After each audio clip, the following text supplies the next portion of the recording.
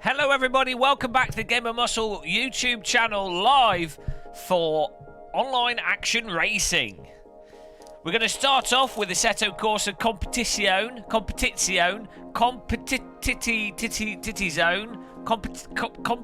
yeah, we're starting off with that, and then we're going to try something. We're going to try something different.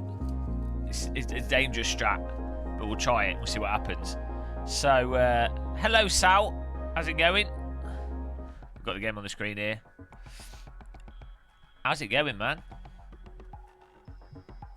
I've got to change my settings here. We were just playing this in VR. VR madness! And that means we have to put all the settings back up.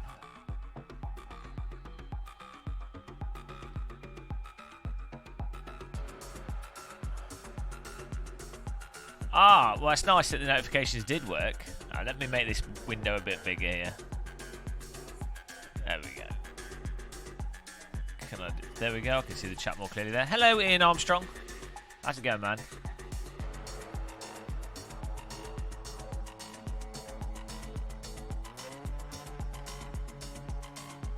Get all these settings correct.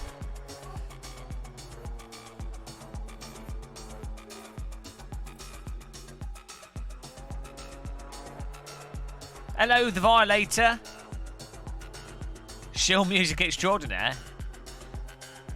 Oh, Shill Muscle Extraordinaire. Okay, Sal. Oh, dear. Right, we're good here. Put the TAA back on here. This is all set up for VR. Annoyingly, you have to change your settings, you know, if you're playing in 2D or VR. It doesn't... They don't have two separate launchers, which would be nice.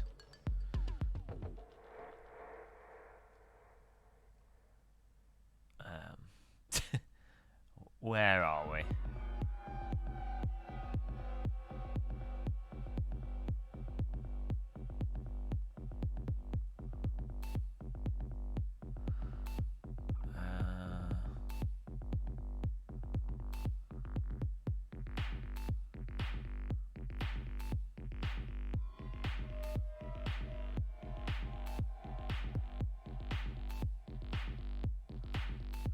Will you do a comparison between the Brucey gloves and the Feel Free gloves? I'll just tell you about them in a second. If you want.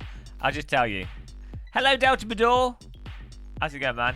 Sorry, guys. I'm just trying to get the settings done quickly. I think we can do this on track, actually. I think that's how. I think that's all right. Let's see. I can't remember my settings. These gloves feel more glovey. Alright, let's just check the settings in single player quickly here. Hi, Gav. Get the right rim on your sim rig. Stiff shaft. Hello, Santa Guns. Hello. So, someone was asking about the gloves. So, a Brucey versus Feels. The Brucey gloves are lighter, and you get to have your own logo on them, and they're quite comfortable. Mine have worn down a bit. I mean, I guess I've put about 200 hours into them. Probably about that, maybe a bit longer, I don't know. They've worn out a little bit on the fingertips. So... maybe that's because of how I washed them as well, I don't know, but they're mostly alright nick, to be fair. And then these Feel gloves, they're a little bit smaller, they're a little bit more padded, a little bit warmer. They've got more grip. I don't know, I get the impression that the Feel gloves are a little bit better build quality than the Brucey gloves. But obviously you can't have your own custom logo on these, so... they're definitely more grippy, but they're also warmer. So if your hands get very hot, then you might want to go with a Brucey gloves or something else lighter. But they're both perfectly fine. They both work as gloves. To be honest, it's going to blow people's minds. Gloves all work as gloves. If you just want gloves to sim race with, I mean, these are good for holding onto your drink, I have to say. If you just want gloves to sim race with, Go out and buy some like cycling gloves or something. If you just want something that performs the function for cheap. Yeah, the Sparco's gloves are quite nice, but again, they're quite expensive. As you just said. Hang on a minute. We ain't got no AA on there.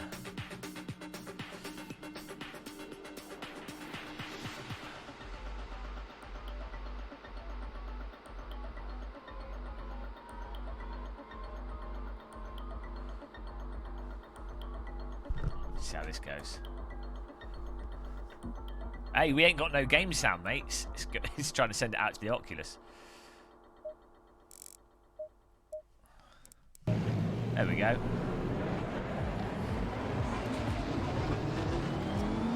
Yeah, so, you know, gloves are gloves. That's the conclusion. You know what? You know, there's no such thing as like...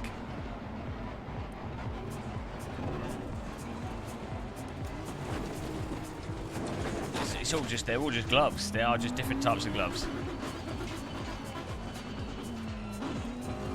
The game runs a lot slower on if you run TAA or Epic. You lose a lot of frame rate.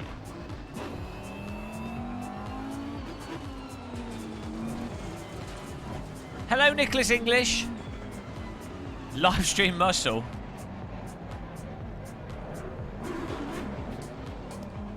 Black socks. Marigolds are best. Marigolds all the way. Come on, guys. I just want to check graphics quality here.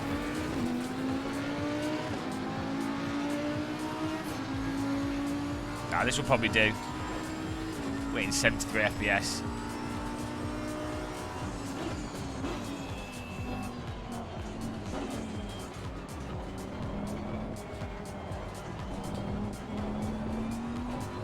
Yeah, right. I think we're alright to start racing here.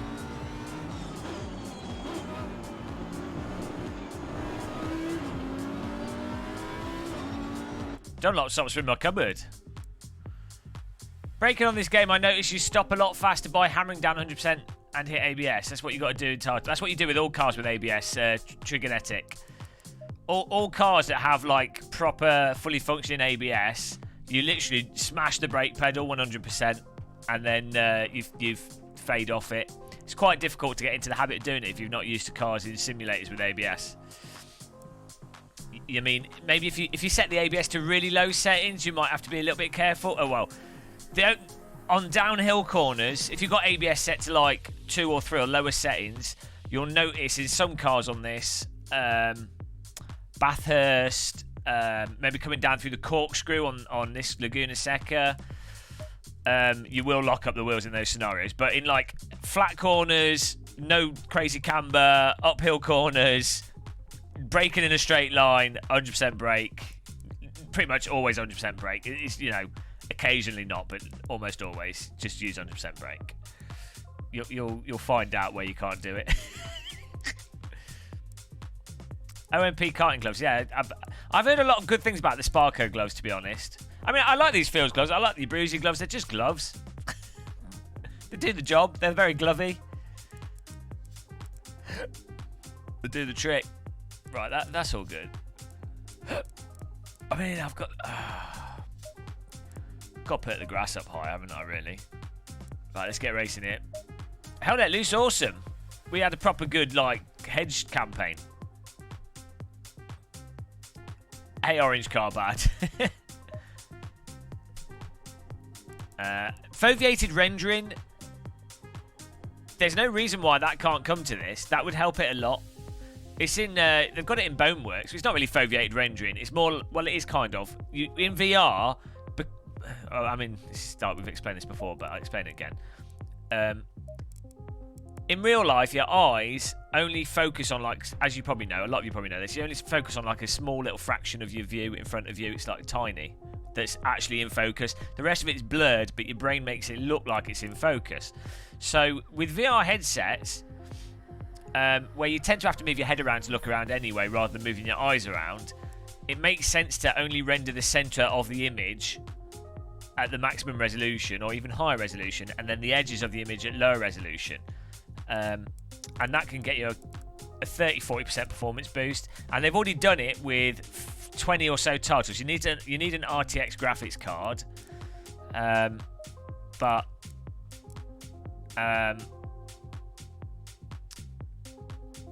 yeah, it should be in this, hopefully. Don't see why it isn't. Voltos President, I have only subbed to you because of your thumbnails. Thank you. But yeah, the Oculus Quest uses foveated rendering and everything because it's so slow. It's not really. I don't know if you can really call it foveated rendering. It's more like central high resolution from edge rendering. Proper foveated rendering is really like what you're looking at. You need eye tracking for it.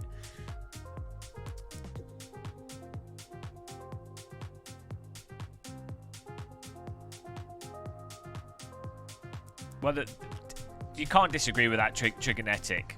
That's just like a fact. Yeah, the world's in high res, but not for your perception. Your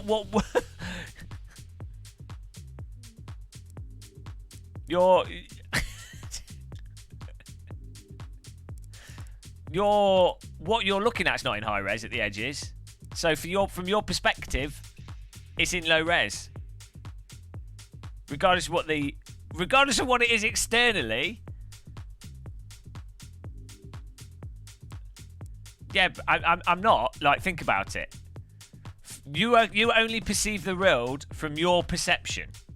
Your perception is the only thing relevant to you.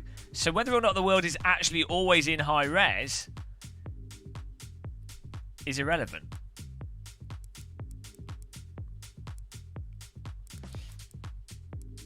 But yeah, as I say, that like locked central foveated rendering isn't quite foveated rendering. You really need eye tracking, and then it changes it depending on where you look at. But the locked foveated rendering, I call it locked foveated rendering, works really well. Yeah, the world is always upside down.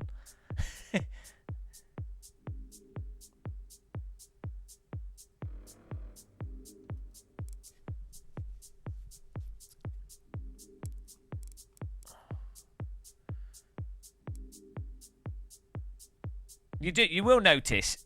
Yeah, so you will know. That's what I just explained. I just clearly said it. Ah! Right. Jesus, everything. Anytime you mention anything. I specifically said. If it's fixed foveated in a real race car, you don't move your head around much. You move your eyes. Because you can't move your head. You've got a hands device, and you have a wide field of view in your helmet-ish. You move your eyes. With fixed foveated rendering, if you move your eyes, you will see stuff out of focus because you're moving your eyes because it's fixed foveated rendering. If you have eye tracking, then when you move your eyes, the foveated rendering will move your eyes. However, we're not wearing hands devices in a sim rig. We've got our heads still. We've got our heads. We've not got our heads still. No hands device. So when you're playing VR games, and because of the limited field of view of VR headsets, you move your head around anyway. So it kind of negates the disadvantage of fixed foveated rendering. But you get the advantage that your games are running 40% faster. And having used the Oculus Quest and used fixed foveated rendering with some other stuff, it really actually works quite well, surprisingly well. Maybe I'll try FXAA next time and pretend my eyes are being pricked by 100 needles. Hang on. I'm trying to find a server here. Don't type whilst talking. Death penalty. High race debate. Hey Paul.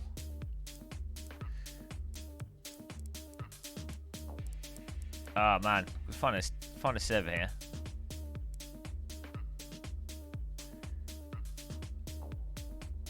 Paul Misano is running Misano World Circuit. I'll give it a refresh. There we go. It is Zolder, but that's an option. Try not to die, Mount Panorama. Oh, that could be fun. People could try and join that if you want. Sounds good to me. You could do, Tommy.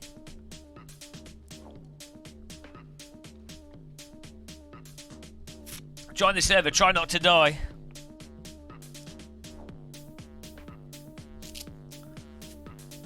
What's going on here? Getting spam dangled. Off we go. Anyone in chat going to join us? I used to, this music's like pretty loud. Why is it so loud? Turn him down. There we go. It's too early for server gods.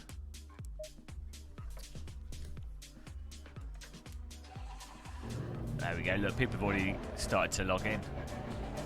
Oh no, I need to change the setup here.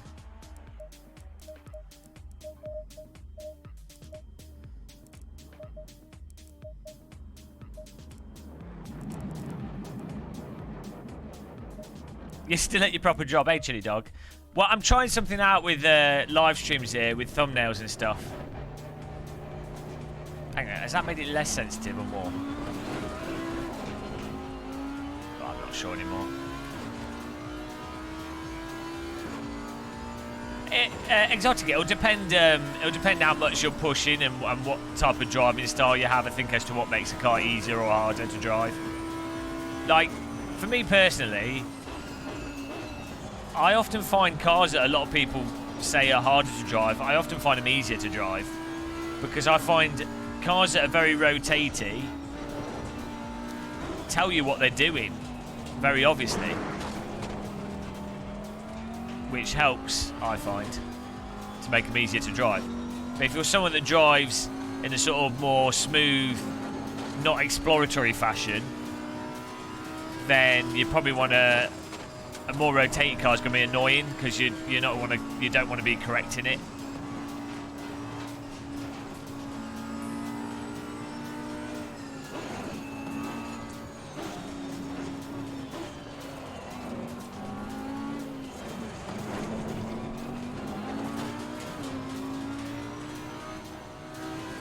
This is the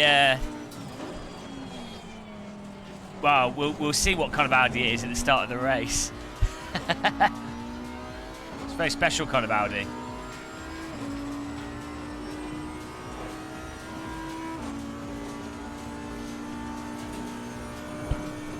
This whole game is just Saudi Audi Simulator. I hope people realise that. That's all I play it for now. I don't think there's any other reason to play this other than for the Saudi Audi.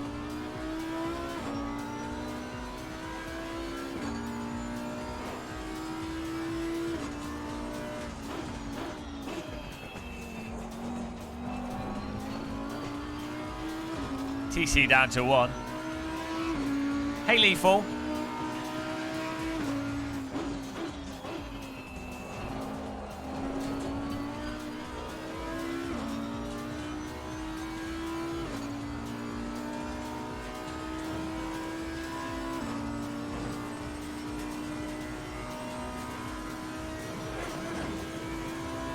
I think we do have to put the shadows on Epic, otherwise you get a lot of shadow popping.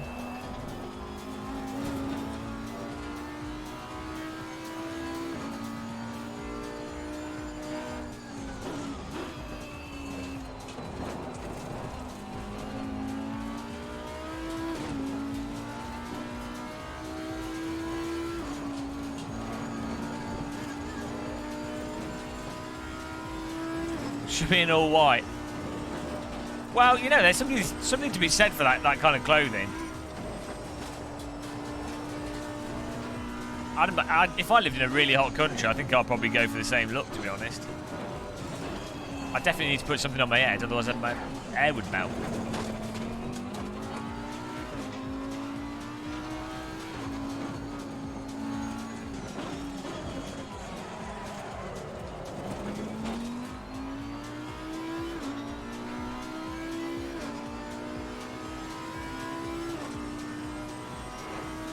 Your Braun McLaren. Wow.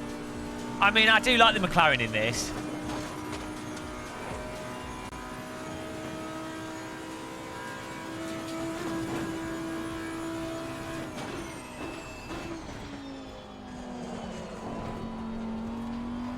I do. The McLaren, I think, is the nicest sounding car. Hello, Spencer.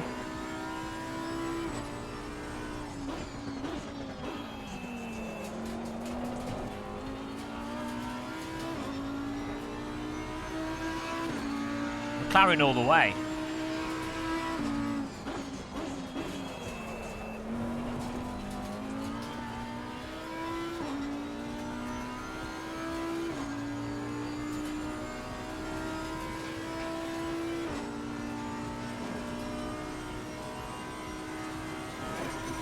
Hello, Itchy.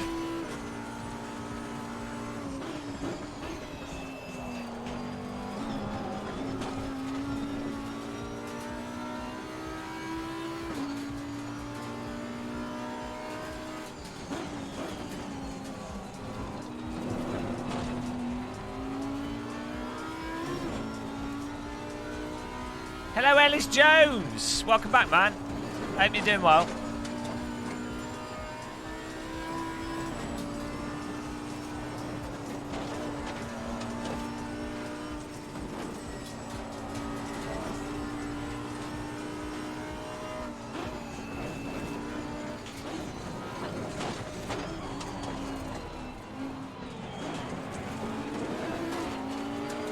This car's got like a orange cow all over it. What kind of livery is that? It's madness. Oh, that's the wall, mate.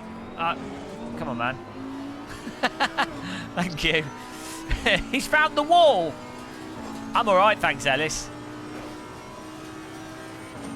AMS2 embargoed until full release? No, not that I know of. I paid for it. I've been playing on the 28th. I don't think they... Well, no, I've not signed anything. I paid for it. It's on Steam, so no. It's not embargoed. GTD Motorsport. Hello. Hey, man. Wow, we're playing everything.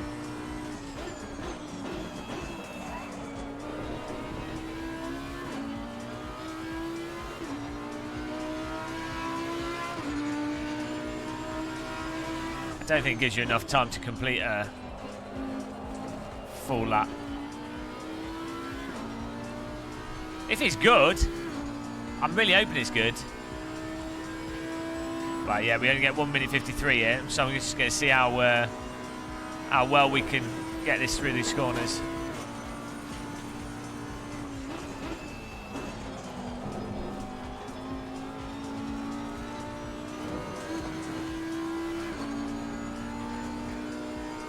I really am hoping Automobilista 2 is good. It's a really nice car and track list. If you're a member of the Automobilista 2 beta, like early access, whatever, if you go on the forum, there's like a full list of stuff. It does look good. Nice content selection.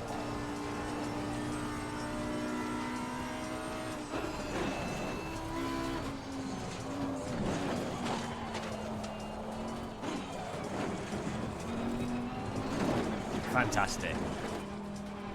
Oh no. Thought he was going to put his brakes on, apparently not. Right, let's get the fuel levels here. I think about 45-15 minutes overkill. It's probably like 35-15 minutes. Right, let's see how this goes. Sip of the old drink-a-poo. Welcome everyone that's joined us. Click that like button if you haven't. Hang on, we've got a graphic for that.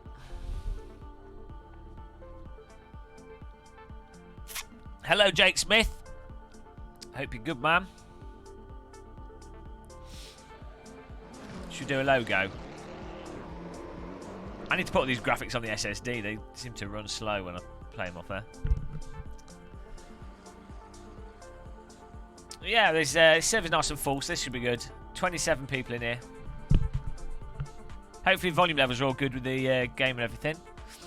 I've got tinnitus in my ear at the moment. I can't hear anything. Don't know what's going on. Tinnitus muscle. Yeah, we're probably going to get murdered. Oh, there we go. 6th place. Should be okay. Hello, Mike. Welcome along, man. 15 minutes of madness.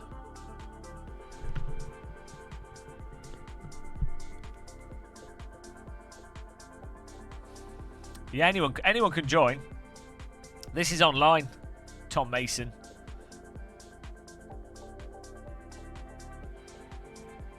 Look at the stance of that car in front. Car setup levitation.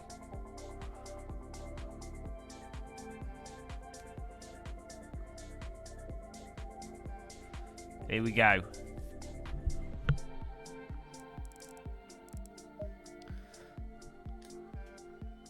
Why do guys put VR in their name? I don't know. Maybe they're just proud of having VR.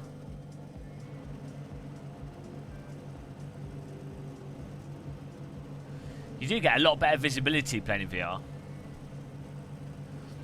Right.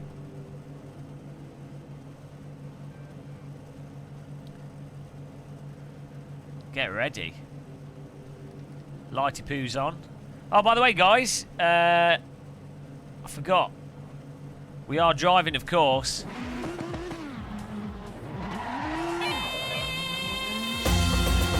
The Saudi Audi.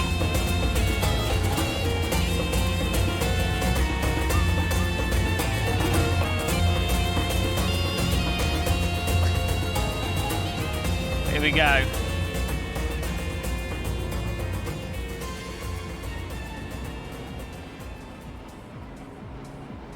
Get ready. Go, go, go.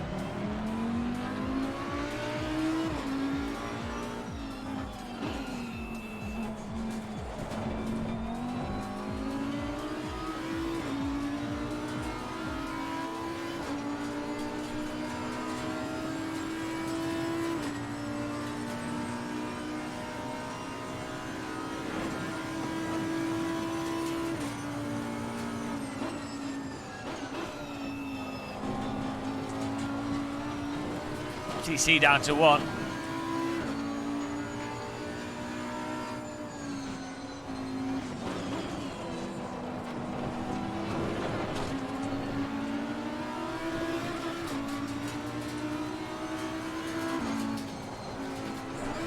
What's going on?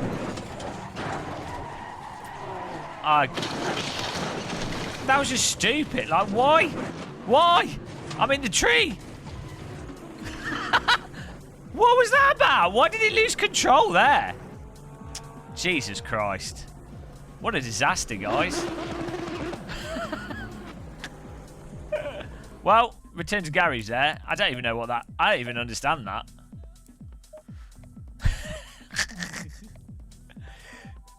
We like graze a wall or something. Great. Great race. Oh, I must have hit a kangaroo. Pesky invisible kangaroos on this track.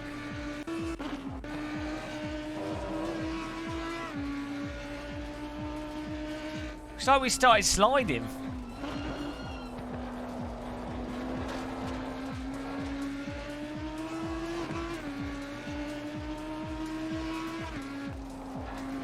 It was that this initial slide here.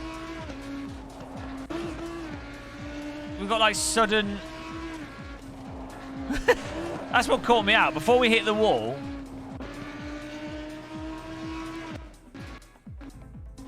Like, what is that?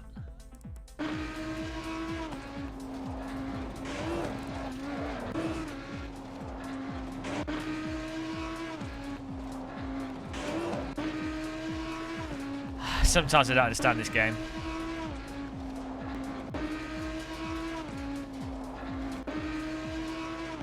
No, it's before the curb. There's a little bit of... There is a bit of bump in the track. And then they hit the wall.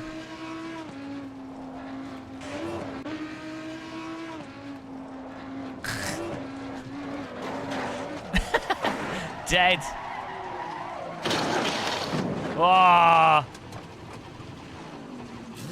Textbook driving there. Oh man, we did like a form flip there.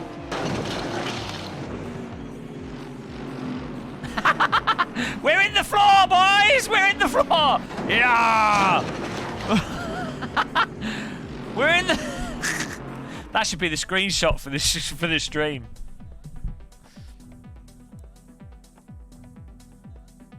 Yeah, that's what I'm talking about, that MKK. That's what's weird, is that it unsettled there. Obviously. Come on, man. Ah, look. Oh, it's the perfect car. It's the Grassmobile. we got some grass in the cockpit, boys.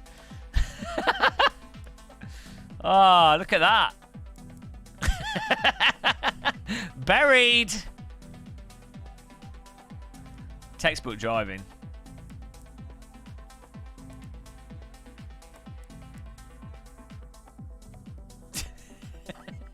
Got a bit of bush. Got a bit of bush in the cockpit. Oh dear. Oh no, it's right through the wheel. Well, that's that dead. Right. Anyone want to make a server? We can try that again. So yeah, we can't survive. Apparently we can't survive Bathurst.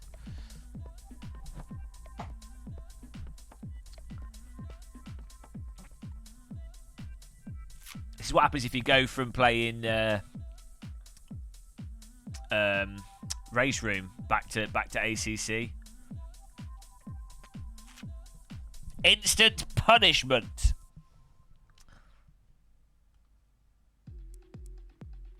Total punishment.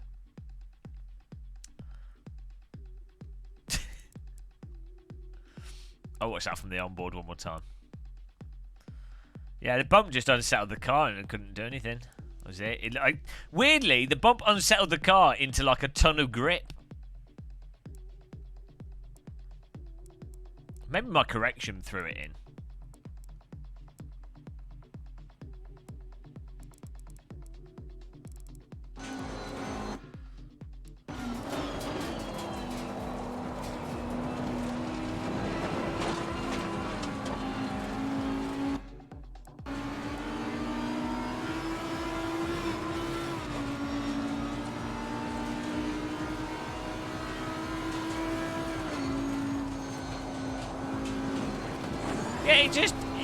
It suddenly just got way more grip than previously.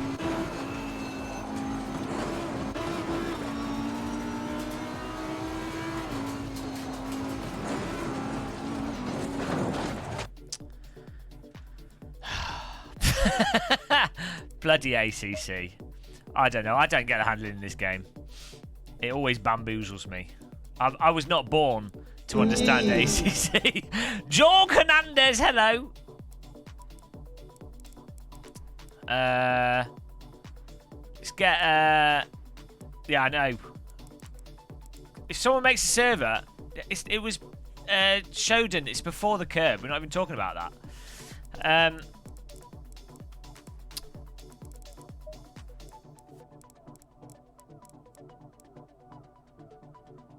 That's hello, Spencer. The hitting the curb that's after what has happened that causes to hit the curb.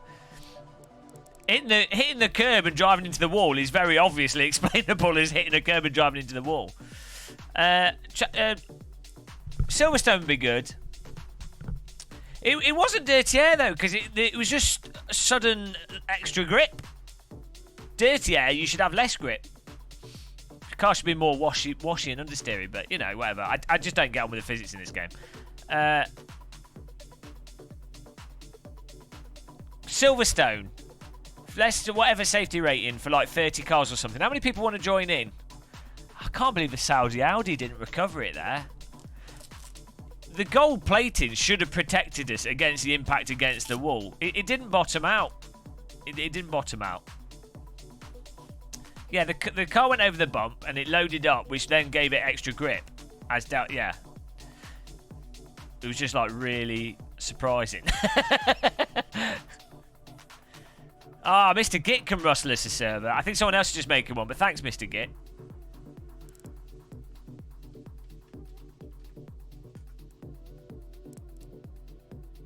Oh, here we go. Can you make it with more slots than 25? Okay, fair enough. That's all right. We'll fill this up, see how it goes. Oh, you passworded it. Okay. What's the password?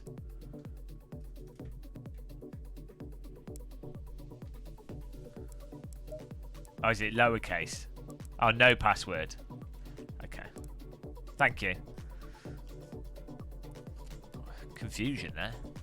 Nice one. Ah, nice and sunny. Thank you.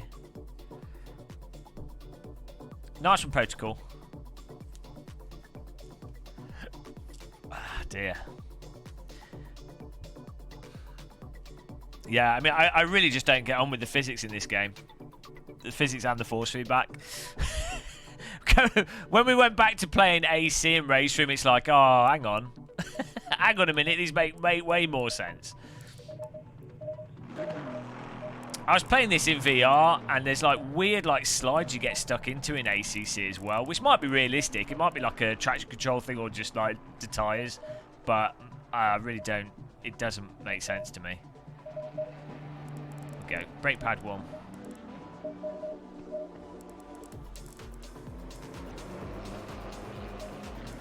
Well, you know, come at me, bro.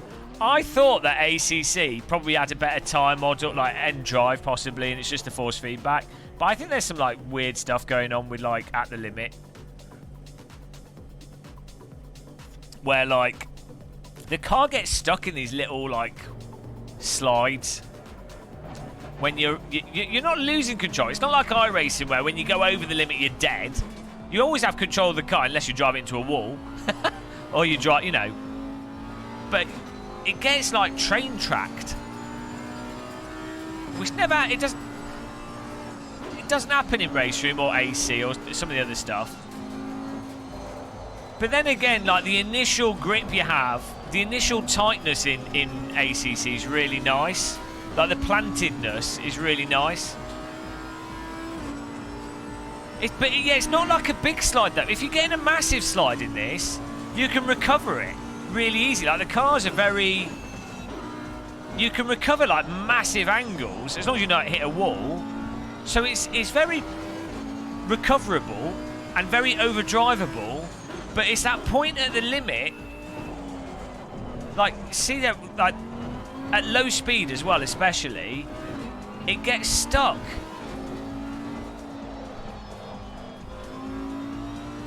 And you can't do anything when it's doing that.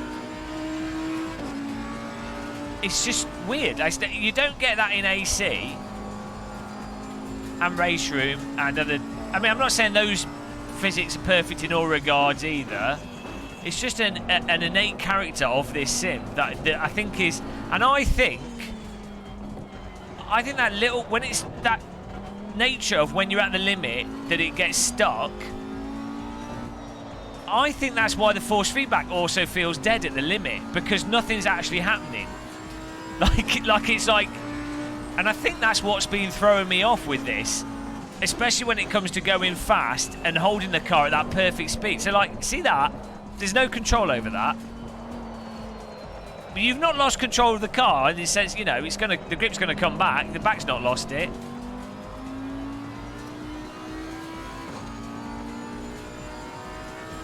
You also have no force feedback for that. And I think that's what I struggle with this sim. It might be realistic, you know, but I think that's what it is. I think that's what I'm putting my finger on. So far, the consistency's not worked. I have definitely found that playing ACC's made me a lot faster at Race Room. It's like, but that's like holding out sick angles, Delton. You're not really train tracked in a big drift. You're I think in a real car, in a big drift, it can sort of be like it's almost like a different state in the sense that I think it's due to the sidewall of the tyre being used more than the... Well, I don't know the correct... I'm not a physics expert, but I think that's why that... You can visually see it with real-life drifting. There definitely almost appears to be different physics states for a real car from when it's driving... A drift car that's set up for drifting, from when it's driving normally to when they're drifting.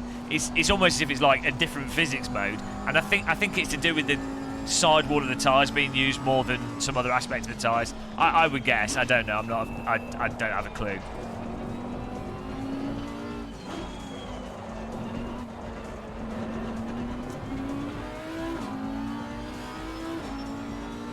AC makes you... Yeah, oh yeah, so I find iRacing does the same. iRacing makes me faster at other simulators. Because it's so punishing, it gets you, like, hyper-sensitive to your inputs because you can't afford to do anything wrong.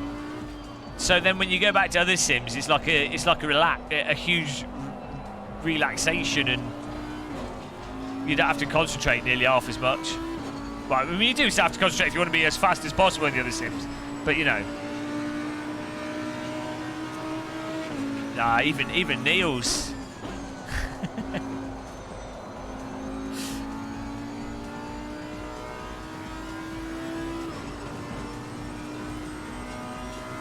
Maybe it's a result. I mean,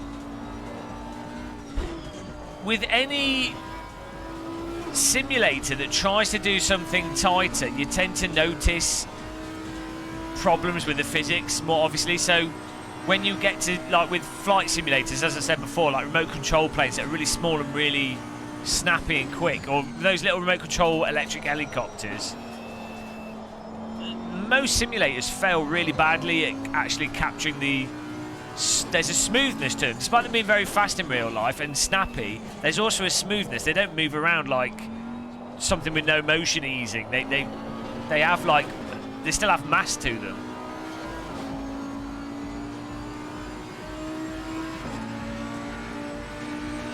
It's like, as we said before as well, like go-karts and Formula cars tend to be really bad in simulators compared to rally cars or cars with like road tyres, or you know, more slippy cars, because the tighter the tyres and the tighter the simulation has to be, the more immediate it is, the more demanding I think it is on the inherent maths that's required. I believe, like, there's less time for the simulator to I don't know.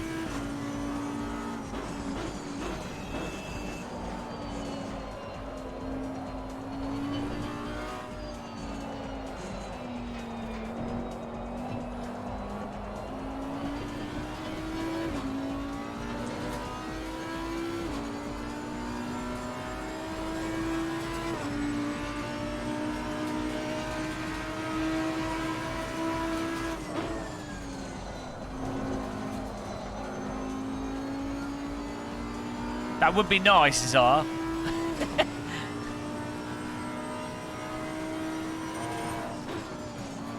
And you have the additional problem with simulators that they are abstract, fundamentally. Like, you're not moving in a sim rig.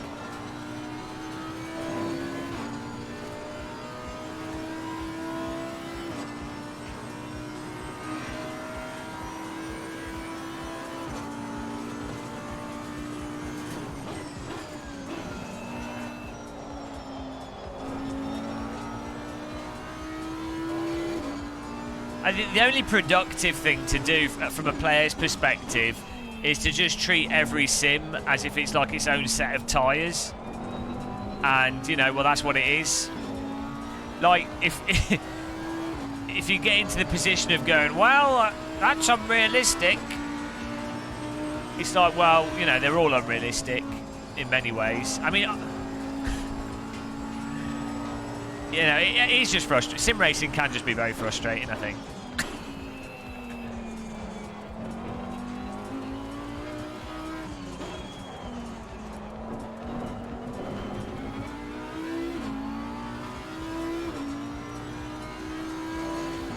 Well, this is what I say, Christopher. I'm always saying, to me, driving simulators and just simulators are the pinnacle of contemporary realist art. Because that's what they are. It's like using the best tools available, the best current paint, which is circuit boards and 3ds Max and math and C++ or whatever they program in. I think Unreal Engine uses C#. I don't know.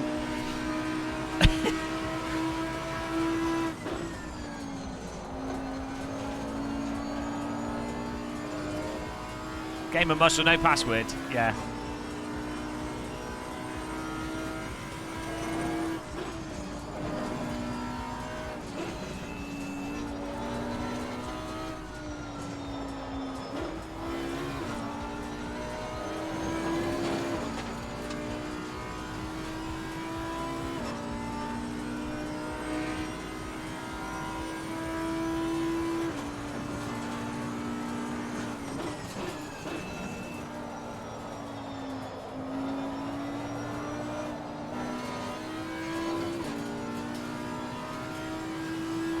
I think another thing that always is going to happen with simulators, just from a pure gameplay perspective, whatever you play the most is going to make the most sense to you because you've got used to it the most.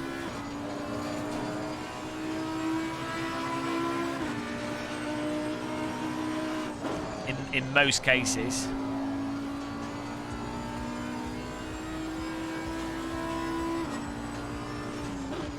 Mind you, the more I play ACC, the less sense it's making to me. As we get faster, I'm like, hang on a minute.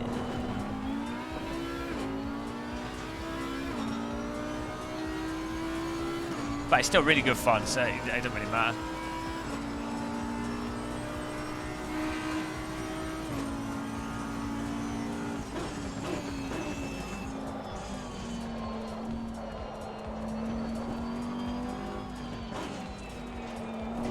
Yeah, it does. That's why the car's tighter.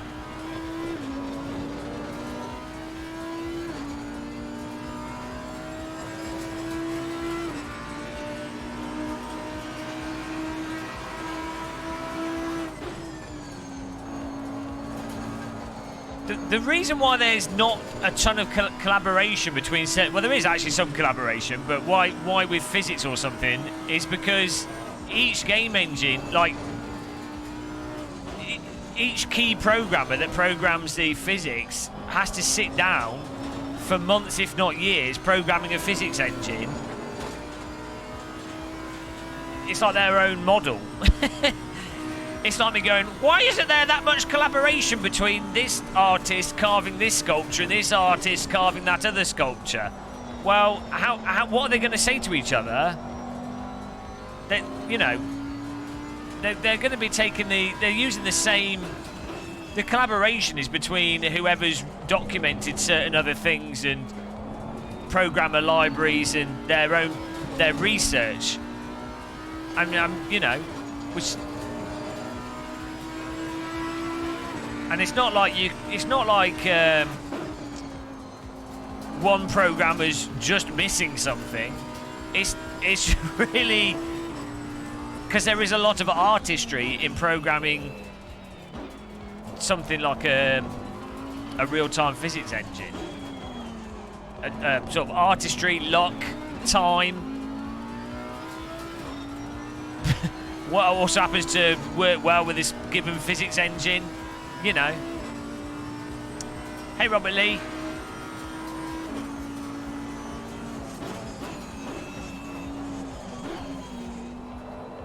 Also, you then have the underlying game's physics engine, and then you've got the specific car implementation, which that's a whole other, like, so someone could program like an amazing physics engine, but they might not have the programmer, I'd call him an artist as well, but the programmer that's done that physics engine simply might not have the time to be able to best get the most out of that physics engine in terms of actually putting the cars into it. And all the specific components of the cars it's needed to get the most out of that physics engine. So, like, the end handling physics of a flight sim and driving sim, or to any game, to be honest, is a combination of the inherent underlying physics engine combined with all the actual assets on top of that and how they're built. It gets insanely complicated.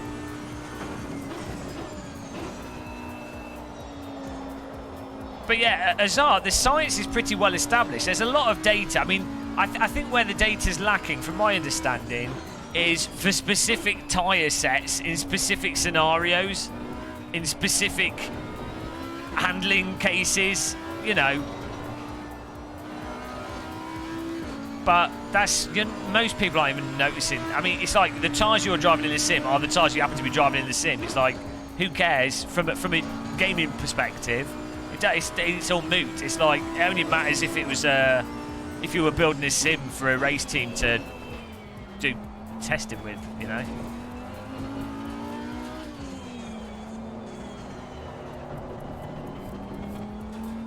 Kunos take cars out and then get a feel for... I don't know, Christopher Allwood, how true that is.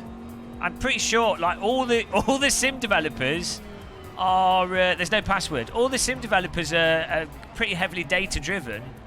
But games are complicated. You know, for all anyone knows, there could be like an innate quality to the Unreal Engine that gives the end drive a significant certain feel. Same with like R-Factor 1 engine or Project Cars 2. There could be like some like subtle timing issue somewhere. You know, I mean, I don't. If you've ever done games development and you've ever done something as simple as a 2D platformer. Oh, hello, Niels. You can't really test one thing on a tyre. During a test, at least 10 other things can change. So, tyre data, you can't really drive each of the 10 things. Yeah, it's like insanely complicated. So, yeah, go into like a really basic thing in games development. 2D platformer, right? You can literally have something set up. You know, a 2D platform is like almost as basic as you can get in a game, in that you would have like a gravity setting, a friction setting for the surface, and like then you maybe have like a character sort of momentum and stuff, and you can literally put the exact same rules programmed. It's exactly the same in say I used to do stuff in Flash, so I'm familiar with ActionScript 2, which is arguably not programming, and then ActionScript 3, which arguably is more programming, but still not real programming. Programmers will say, and you will notice a difference. You can notice a difference between the feel of the game for literally exactly the same thing, just because it's using a slightly different version of ActionScript. The frame timing might be slightly different. You know, for someone, if you're like talking about someone that was doing speed running with like a Super Meat Boy type game, that would be enough to completely throw them off. You know, and that's with something so ridiculously simple. Imagine how much it might affect things with a game engine as complicated as Unreal Engine, or you know, anything that's a massive 3D engine with all this other stuff going on. Right, we're good there. It's a nice little conversation. I'm not a programmer. I just, you know, I've worked with a lot.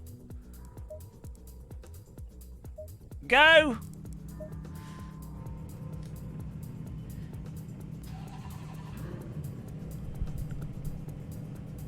Put a tire model in your tire model. Yeah, I wonder if Kunos are aware, or like to what it's with as I said, that on the limit sort of train tracking. nice move there. It getting stuck in a sort of state at the limit. I wonder if that's intentional. And also, as I say, I think that's why that's where the force feedback's also stopping, if you were, as well, at the limit. So I wonder if that's a quirk of the game engine. I wonder if it's just a quirk of the tyres. I wonder if it's a traction control. You know, don't know what it is. But it's just something that I hadn't really noticed it until playing in VR. Because when you play in VR, you can see the car movements a lot more clearly. So you can see that it's getting in that state. Hello, 2 off Forza. Whoa, close.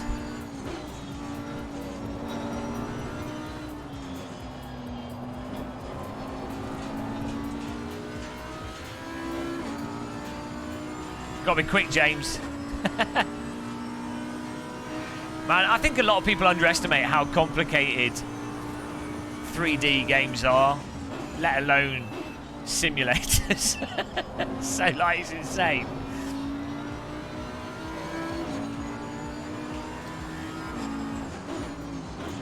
It's a good point. Let's put TC down to it. TC makes a big difference in everything.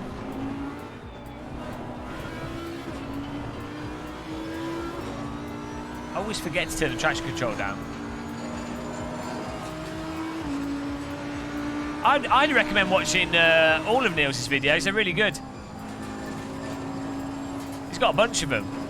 He's got a load cell video. He's got his tyre. Mr. Spreadsheet. Spreadsheet master. I think Niels is actually, he really wanted to be an accountant, but unfortunately got into games development. and he was like, which doesn't explain his whole pedal thing, you know? He had an opportunity to go full spreadsheet. Some say if you leave Excel open for too long, you end up building pedals. It's an unexpected consequence, but it has happened.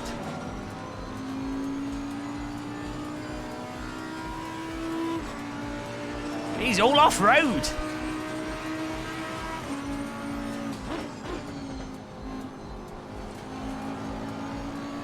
Get on that power. Let's take some ABS down a bit.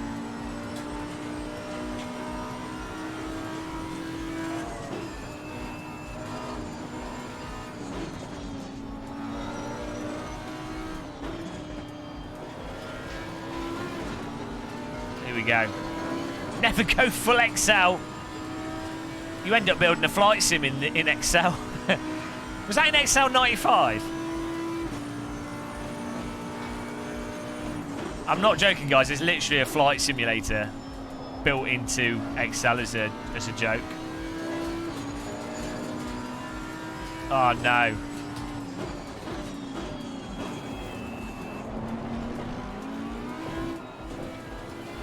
I'm not using the Hutchison valve pedals. I use the Sprints Auto Sport, and I've used them in Sim Racing Expo. Quite nice. I'm just happy with the load cell, to be honest. CSL Elites, Cusport V3s. Just got a load cell, you're good.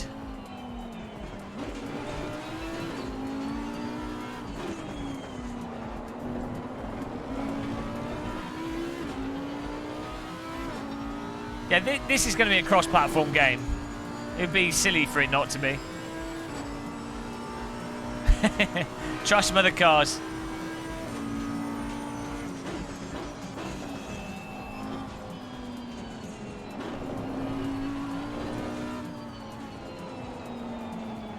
Whoa, look at this little convoy here.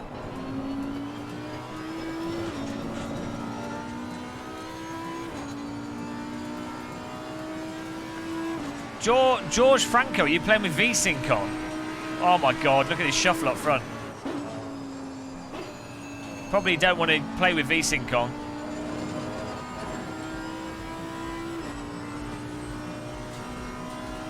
Here we go. Woo! Get in there, spicy nuggets. Oh man, this pink car's nibbling all the way at the blue car. Who is it? F. Patinella. Oh, 2 on Forza. Saved by the stream. Can you excel and excel? Tit. Thank you, 2 0. Oh, he's turning in with air. Come on, man. I mean, sorry for knocking you. I feel like I was perfectly fine doing what I did there. I was on the inside. He broked early. Broked. Was that a murder? I don't think I was guilty.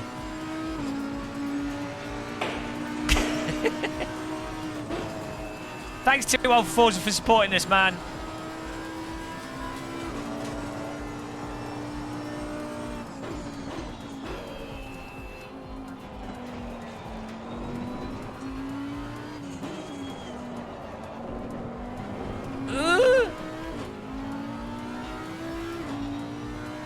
Suck at these corners.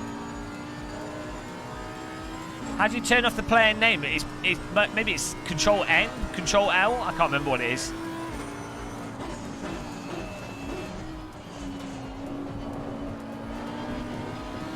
Get stuck in there, glorious 7th.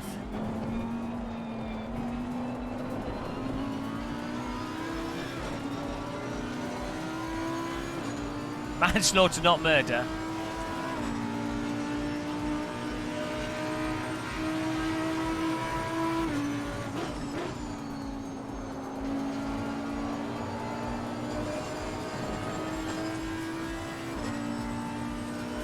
The next gen consoles will probably be similar to like 2080 Ti, 2080 Super type situation, but then they'll, you know, developers can optimize the games better for a locked platform, so they can set it up exactly, compromising things where it needs to be, and like dialing it right in, so you can often make things look better, even though a console's technically slower than a PC. Also, normally there's more options for how they can manage memory and things.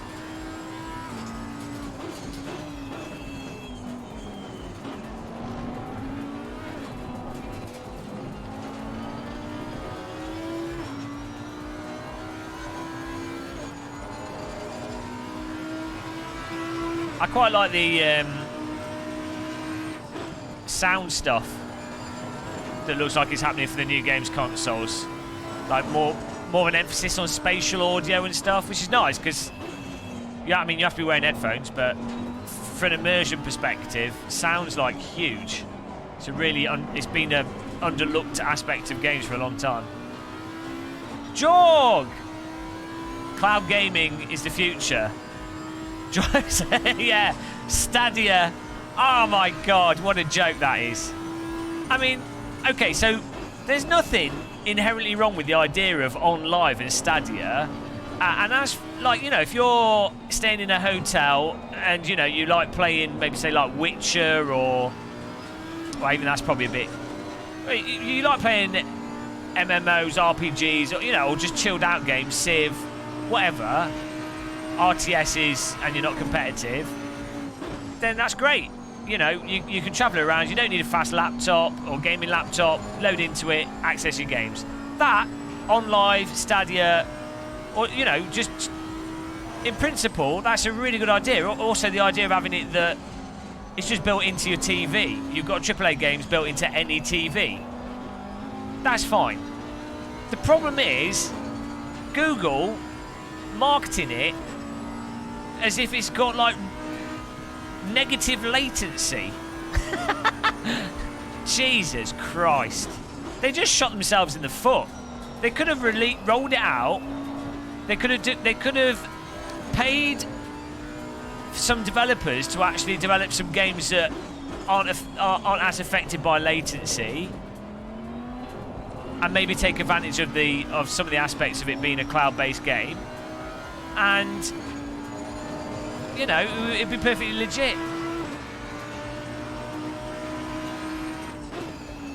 Yeah, the whole thing's they released Stadia with like 20 games. Most of them are like ancient PC games or PC games that require Twitch input and are based around responsiveness. Great job, Google. You ready to do your research there?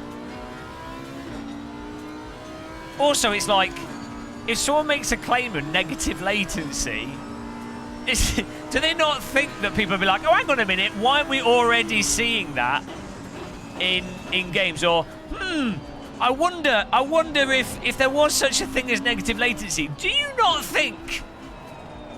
think traders on the stock market doing micro trading would have maybe taken advantage of it to make millions, if not billions, if not trillions of pounds? Or maybe they were just talking complete bollocks.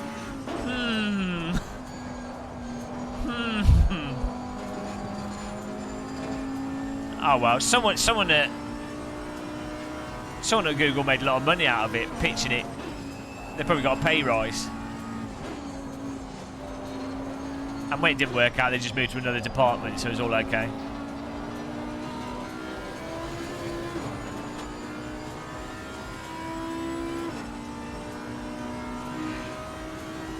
I missed your comment there. Someone typed something.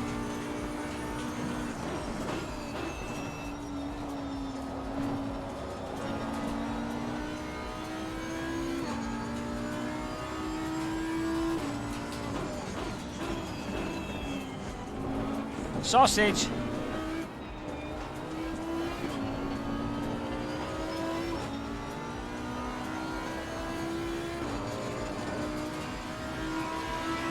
Yeah, well, that's it. That's why I said this.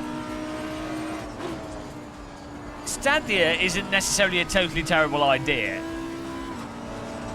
How they executed it is pretty much as bad as you can get. The text is actually quite interesting. I thought On Live was quite interesting. I did have I had a press account for it. It's quite good.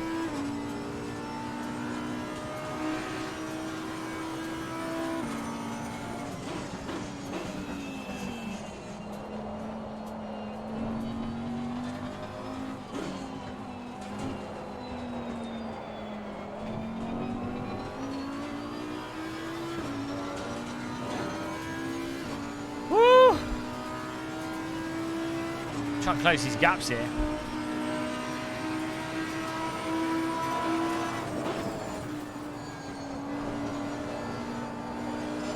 A little bit wide.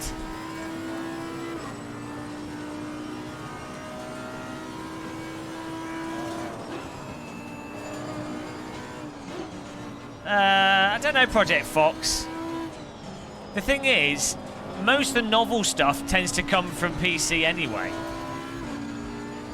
I mean, like VR, most like indie games.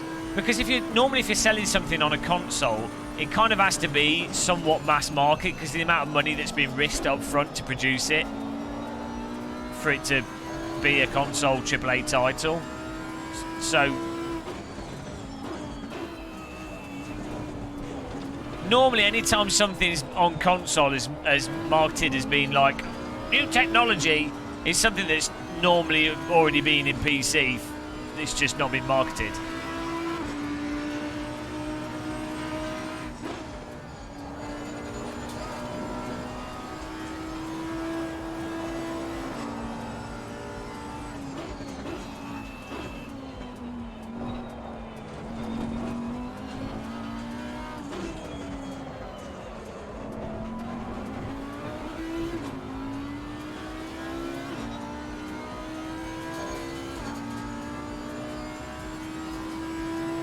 I mean, the current and the next consoles are basically, they're effectively just the same as a PC, really. You know, they're using PC components. And the PlayStation 3 and the Xbox 360 were kind of the last sort of... I mean, even the Xbox 360 is largely like a PC. I think its memory management was quite different, but...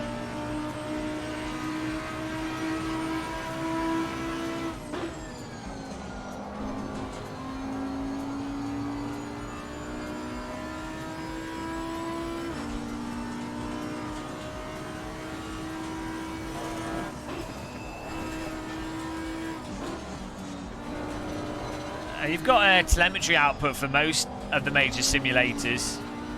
It is a very good way of analysing what you're doing and comparing yourself to other people. Don't know, there seems to be a thing recently where people seem to think that ACC is the only sim that outputs telemetry. I don't know where that's come from. Hello, Marcus.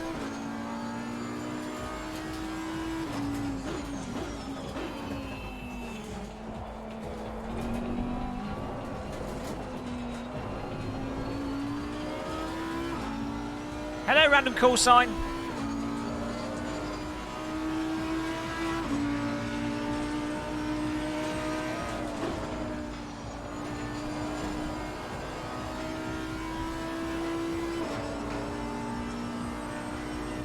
I might miss the break point. Pushing the call sign graphic. Man, video editing while driving. Can you please explain why you wrote off our £1 million race car? Yeah, I was pressing the subscribe to random call sign graphic.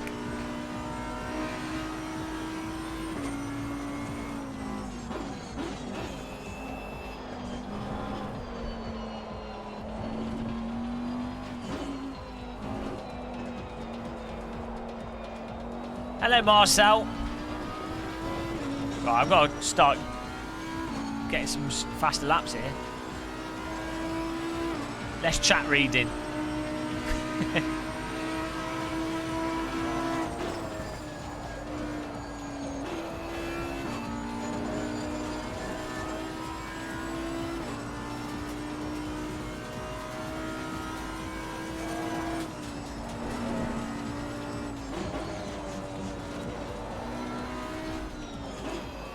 Oh, we lost control. Now we're in fourth place. We've got Mr. B. McGraw behind us. Tom, we're good, thanks.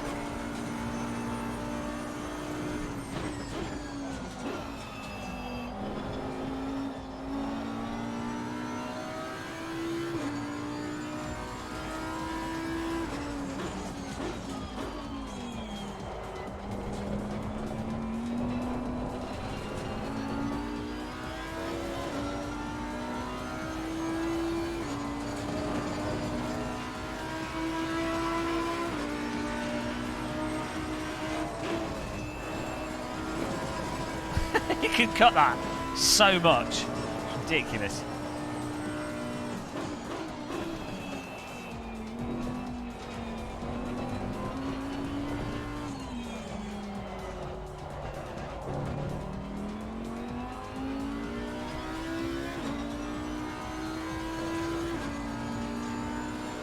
Whew. A little bit of a gap here.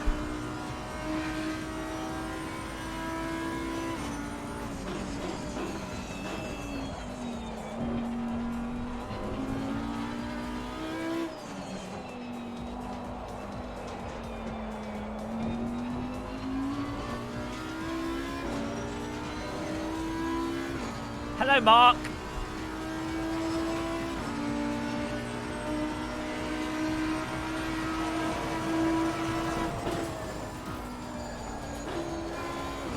Oh, maybe just staying 4th gear through there.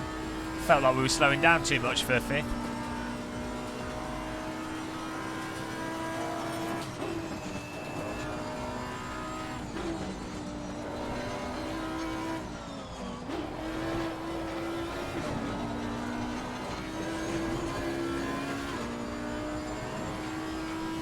Nice to finish on a PB.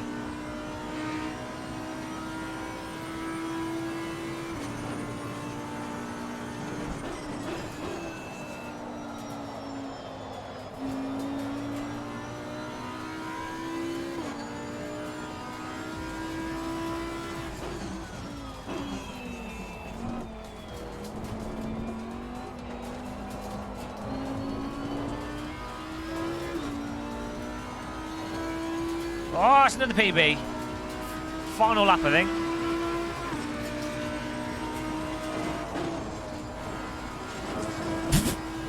Okay.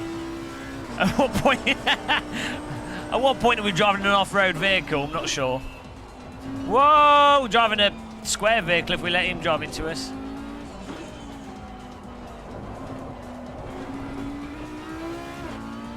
Bloody hell. Lost all our time again there.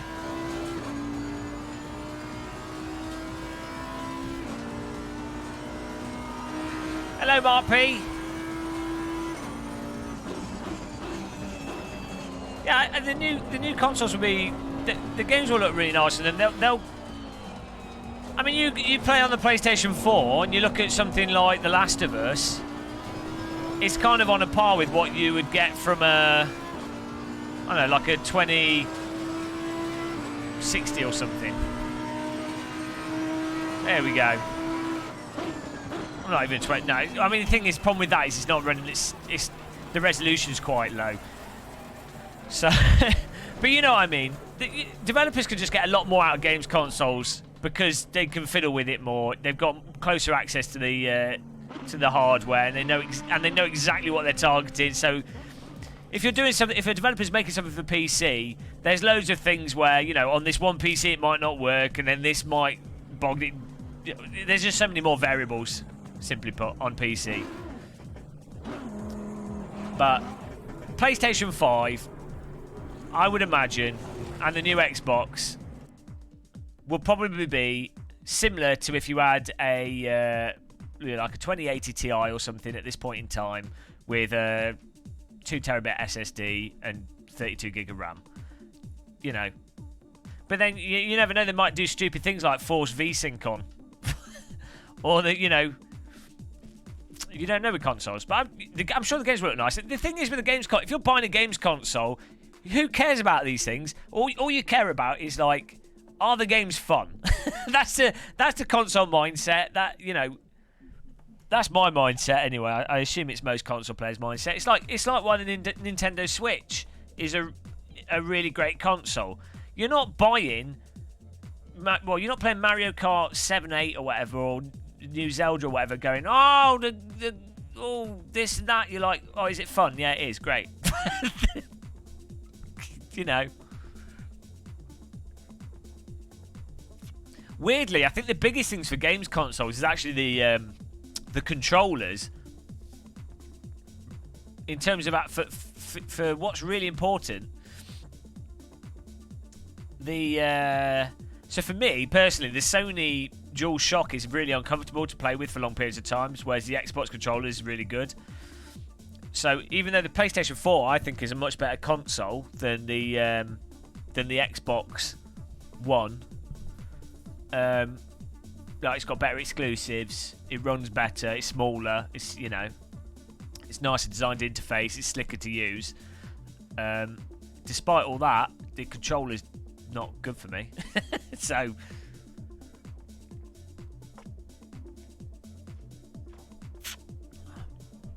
I really like how Microsoft are moving more towards games as a service in the sense of I'm not looking forward to that in the sense that you don't own anything, but in the sense that they don't seem to care if you're on a PC or a games console. So you notice that with a lot of them, you'll be able to buy games through Windows or through the Xbox. Microsoft don't really care so much. It seems that that's the direction they're really going in. Right. Can we change track here to... let's have a look here.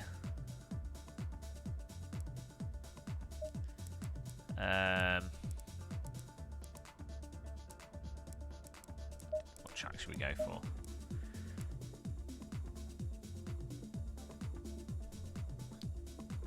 Nürburgring could be good. Laguna Seca or Nürburgring would be nice. If you don't mind. Every time someone joins the server, you get started. Yeah, that's quite a common thing with driving sims. I think it's to do with your computer having to load their car asset or something. You shouldn't do it whilst you're actually racing. I think that's what it's from. It used to be a problem in R Factor, only the pause would be like a second.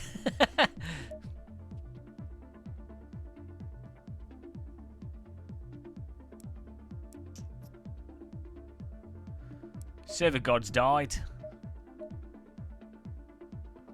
What's the CP race? Oh yeah, let's do this. Good idea. Yeah, we're doing the CP race. 60 minutes. Right, I'm going to pop to the loo before the CP race. Thanks for pointing that out to me. Sorry, guys. CP race it is. Back in a second. Got to get a drink. Got to go to the loo. Hit the like button.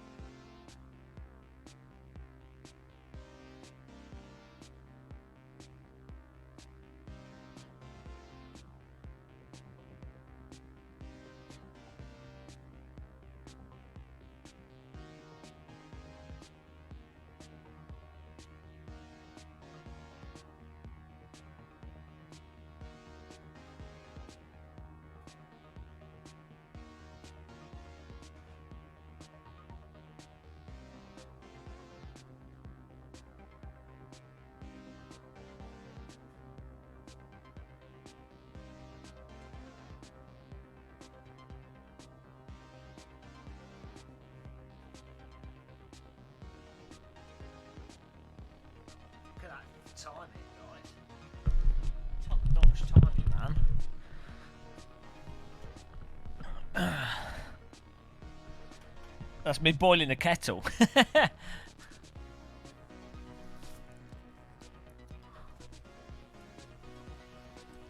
Got to boil the kettle in the kitchen.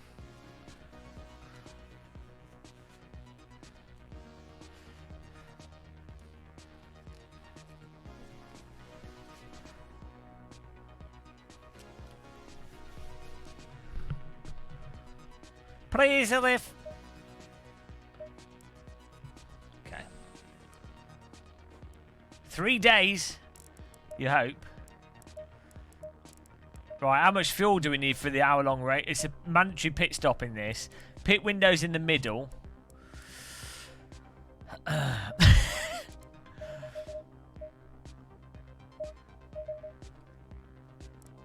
Pit stop.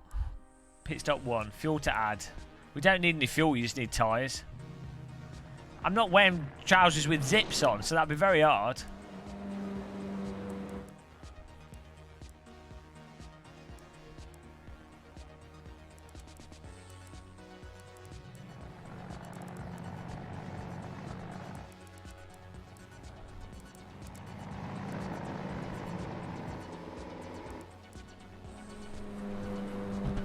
There we go. It's all fine.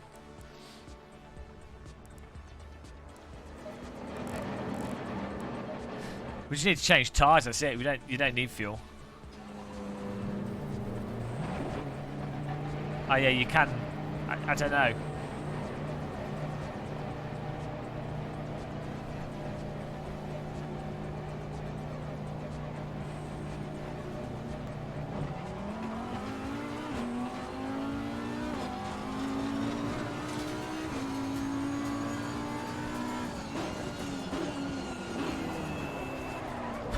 Sorry. I mean, I have a breakpoint worked out there. It's just very close. Just establishing dominance there, out of the gate.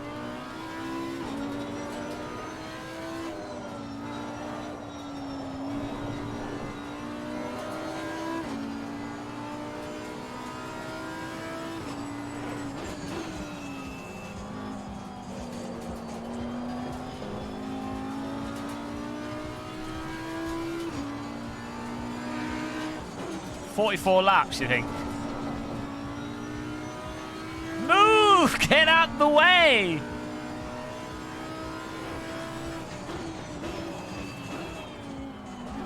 If you don't, you'll have to pay.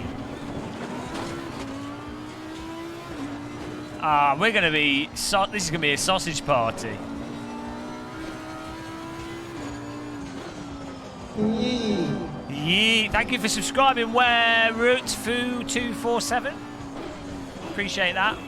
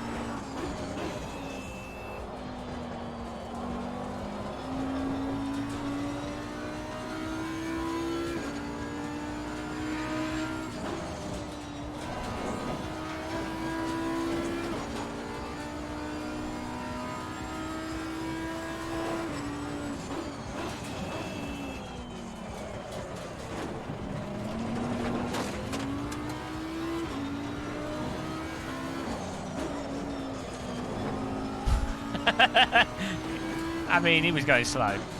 He saw us coming. This is just warm up.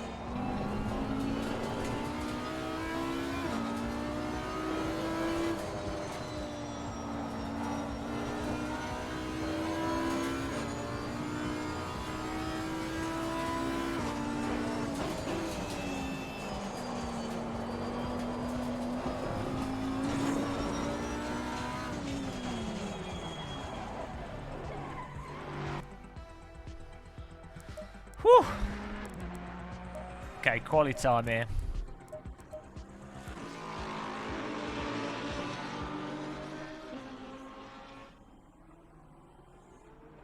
So how many litres do you think we need for the race? Like 95?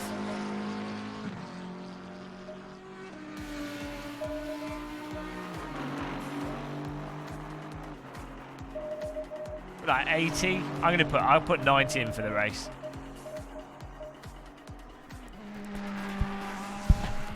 And then the tyres are just set to dry.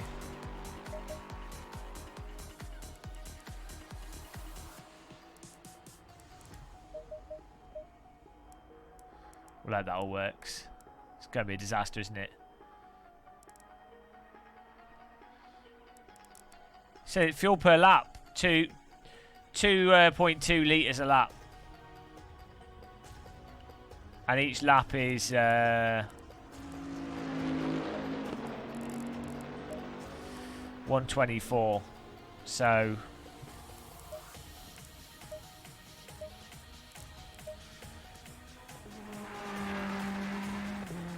I can't math. That's what the conclusion is. I can't math. I need a calculator. I can't do this, you know.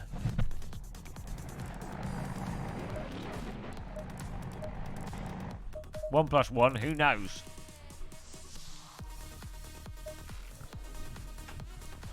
Yeah, Half-Life Alyx is gonna be awesome.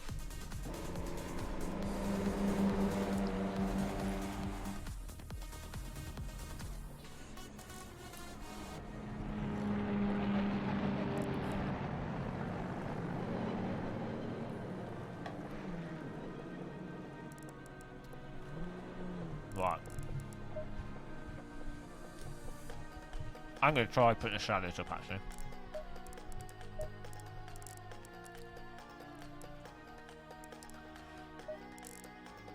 You can still see them drawing, it's like... It's your chest.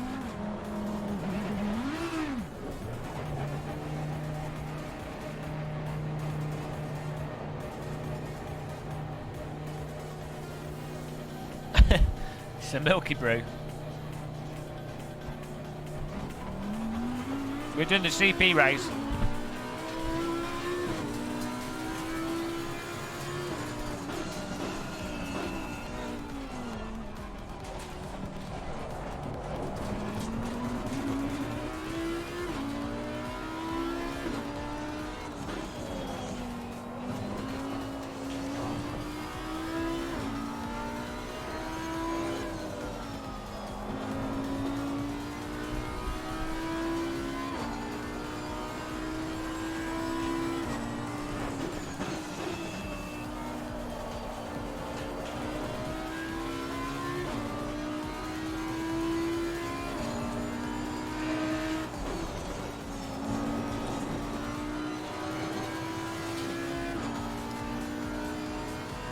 Motion sickness is weird with VR.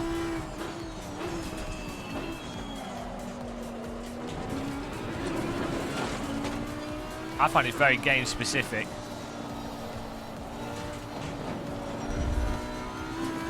Yeah, I really like seated VR. I'd be quite happy playing VR with a keyboard and mouse, you know, in some ways. I did that a lot with the DK1 and the DK2. It's actually quite fun.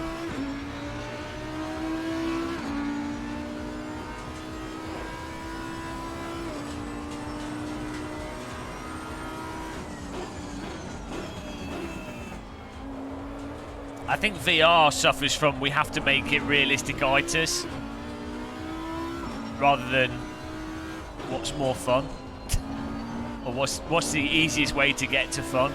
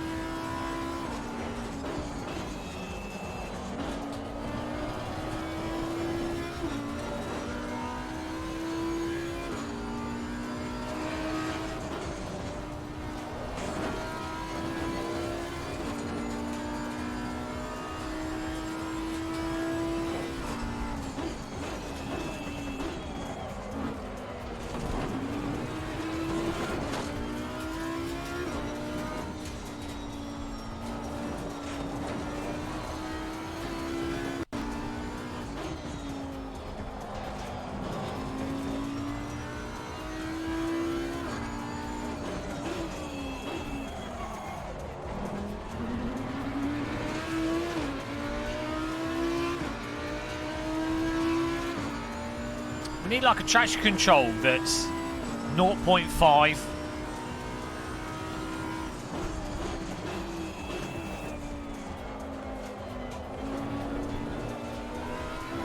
feel like TC1 is still too much on this.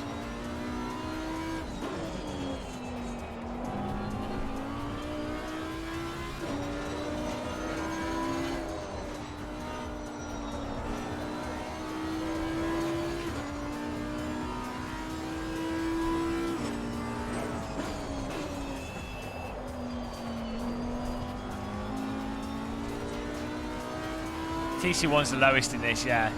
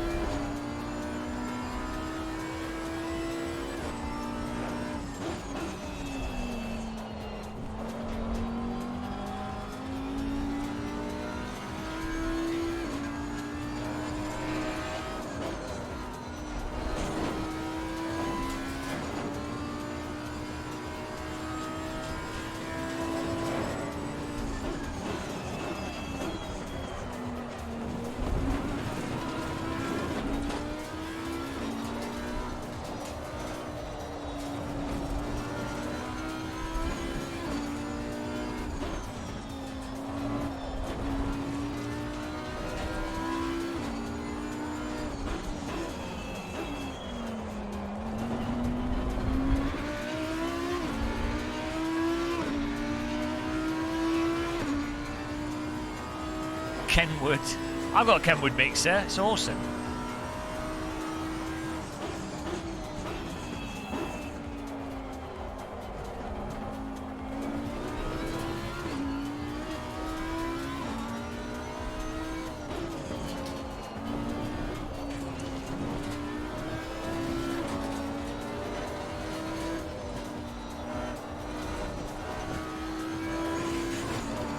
Tried to push it through that corner of the traction control. Slap the sausage.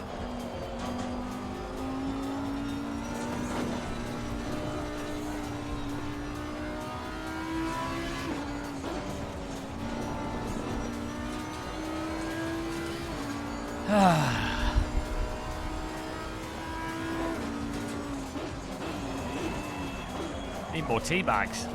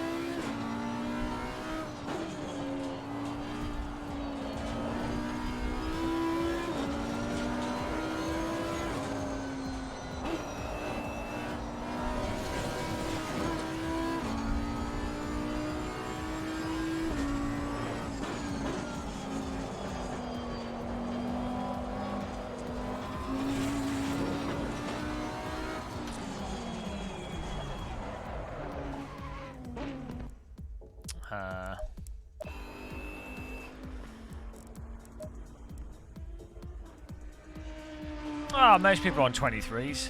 I could actually get a second place. I can get 23-1. Let's give it a go.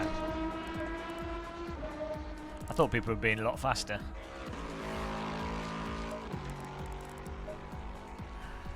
Get a one shot.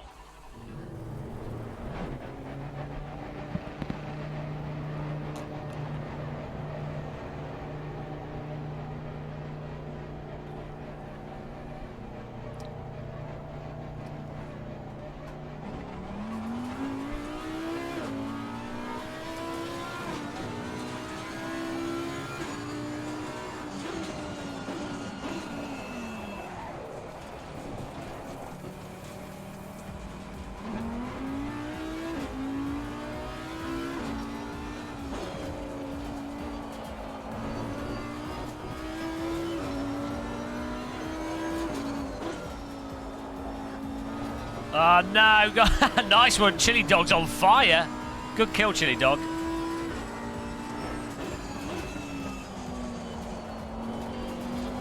Oh god, it's back again. Thanks, guys.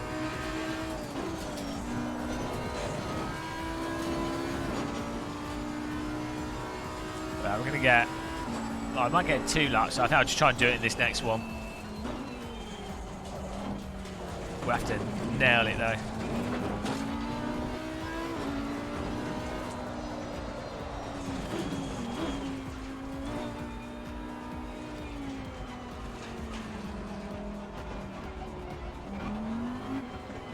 Oh Christ, come on.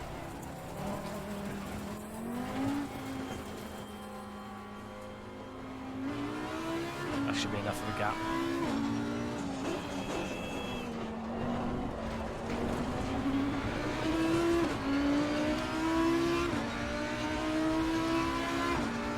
Trying to get some air.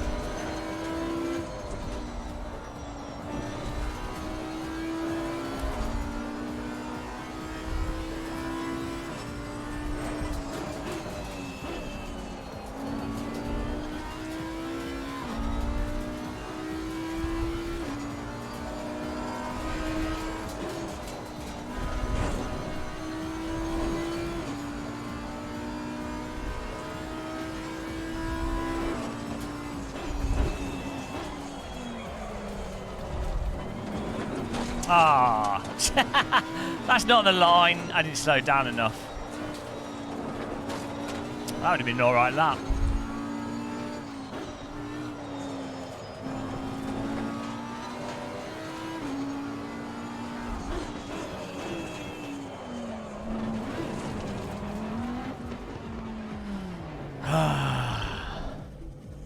to nail the brake points for the corkscrew, because you want to carry a lot of momentum through it.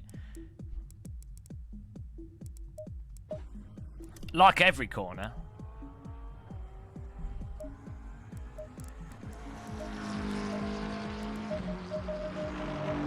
How many litres of fuel do we need? It's 2.3 per lap.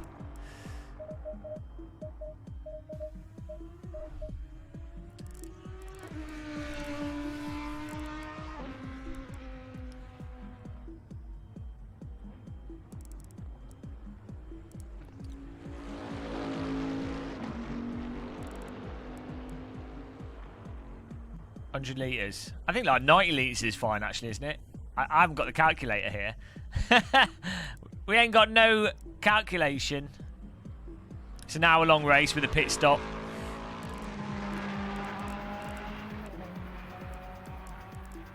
Pit stop strategy, dry tyres.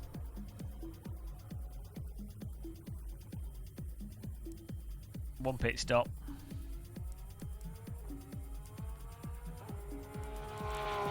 I don't know if they add the fuel quickly or slowly in this.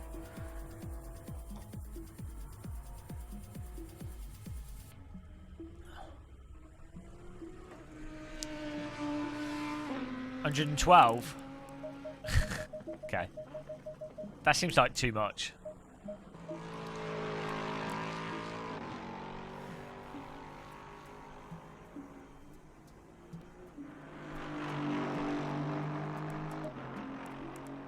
Ah, there is a 60-minute race.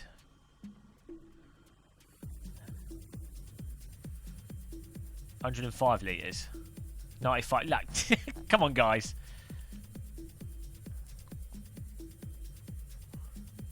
It's like a Ferrari pit crew meeting, this. I don't want to do any work. I need the numbers, boys.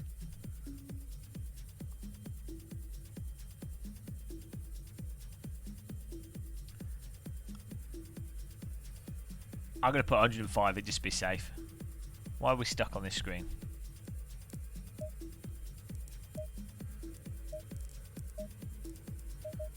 I'm going to put 110 in. It's not going to make any difference because I'm slow, so...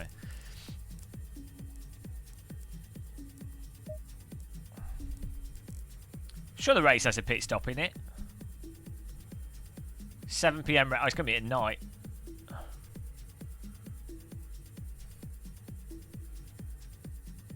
Is there a pit stop in this race? How do you know what the actual race is running? Like if it has a pit stop, when the pit window's open? How do you know these things? On this, is there no way to...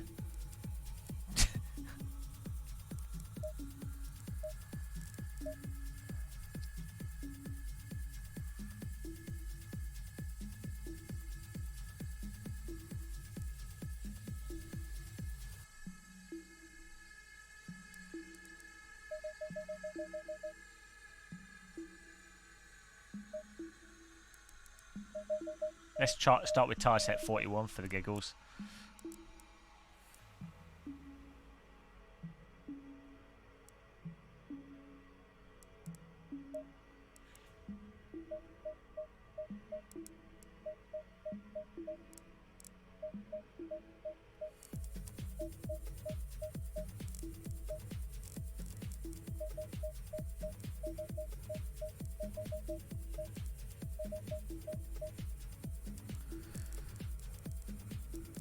Okay, well I'll go with 110 just to be safe then. Don't pull a dom. Fuel. There's no information about if we have to pit stop here.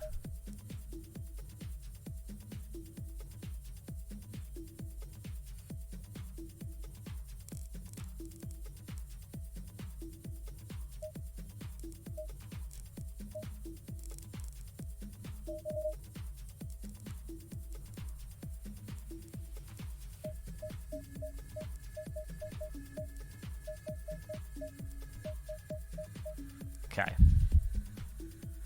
Yeah, well, I don't want to coast and lift. Dom straps. Right, we're going with that. That all looks good. Fuel. Okay. Put those on 2.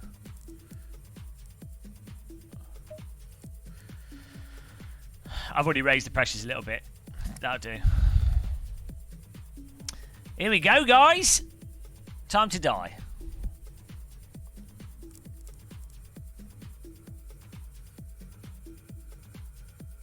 I did. I've already moved them up.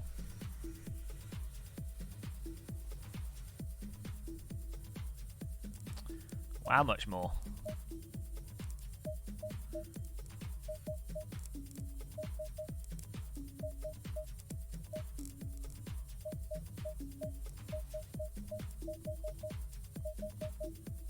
There we go. That's a bit more. That's made all the difference, boys. We're still going to crash into someone and die, so, you know. As long as the wheels don't fall off the car, we're good. With the top Audi, no pit stop in this race. Why don't they make it more clear? Okay, well, we've got enough fuel for the whole race anyway, so we'll just go.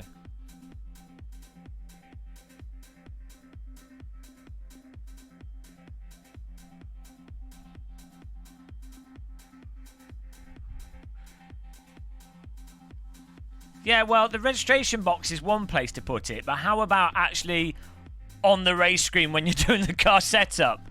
Why are you even, like, defending that? Come on, man. I wish people wouldn't defend terrible stuff.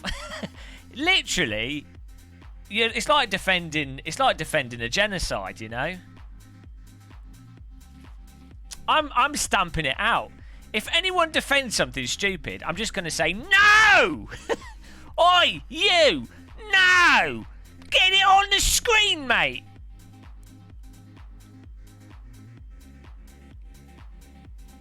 Make it more clear, mate! It is exactly like a genocide. They're all putting brake pad 1 on, but I'm using brake pad 2 because I'm scared of brake pad 1.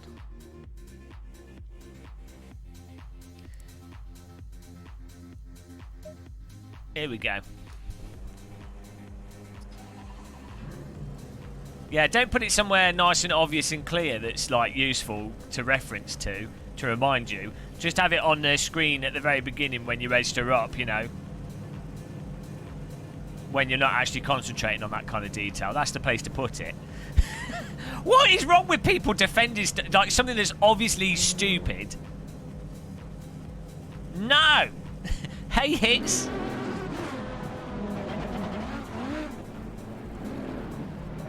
I bet these type of people will turn up at a swimming pool and there's no water in the pool, and then they're like, oh, but it clearly said outside the swimming pool that there was no water in the pool.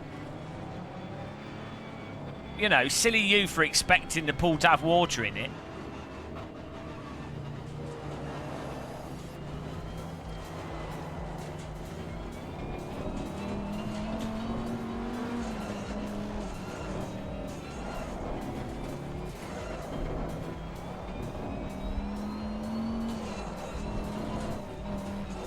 I'm going to get this from the Reza fanboys when I point out stuff that's weird with Reza too. I mean, I know.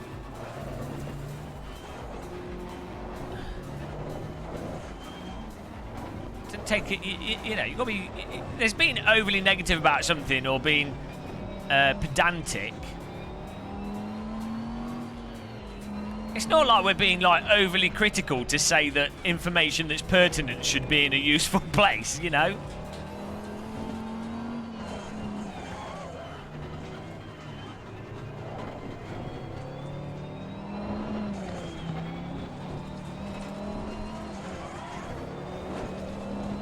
This is not how you warm tyres up, but I'm going with it.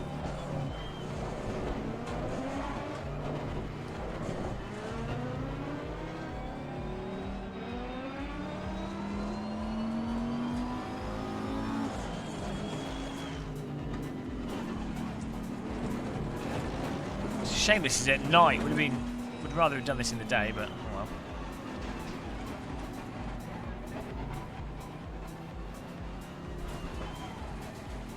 You have to factor in the warm-up lap into the fuel.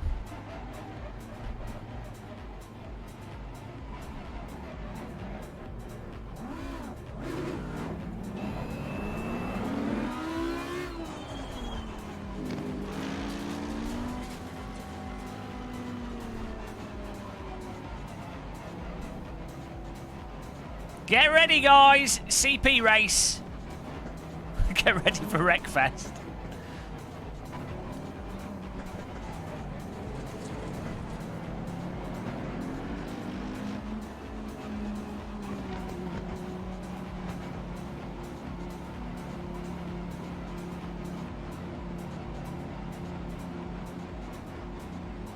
Go, go, go.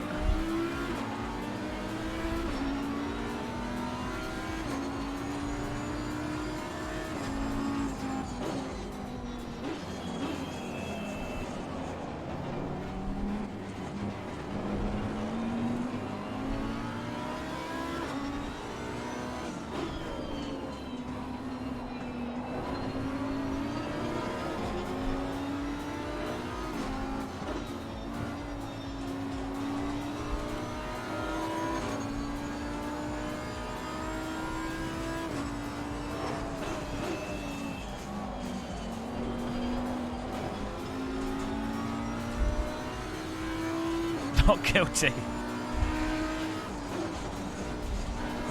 Not done the first lap yet, come on.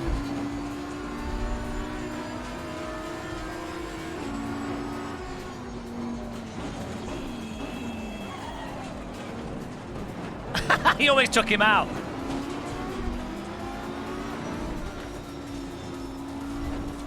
Dude, why are you braking there?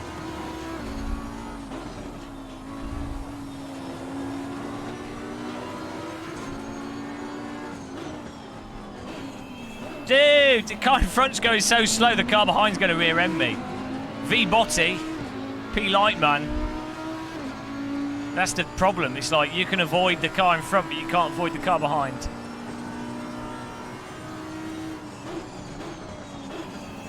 Oh, what is this guy doing? We need to get past this. These guys are slow race pace, had good quality pace, but they're slow as out here. The P1's just leaving it. It's gone.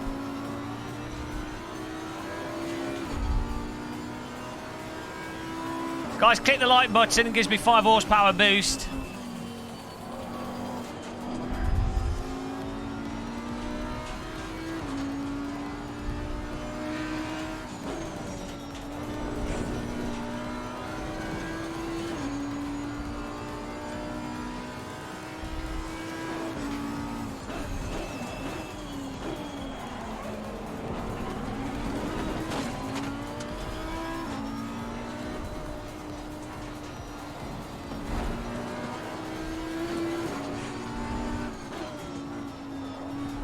I've got to get past this guy.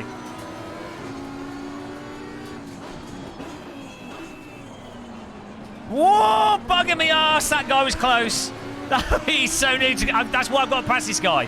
Car behind is going to rear end us if I don't get past this Aston Martin.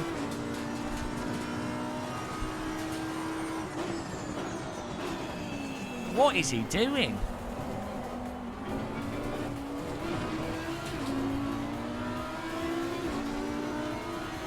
Oh my giddy aunt.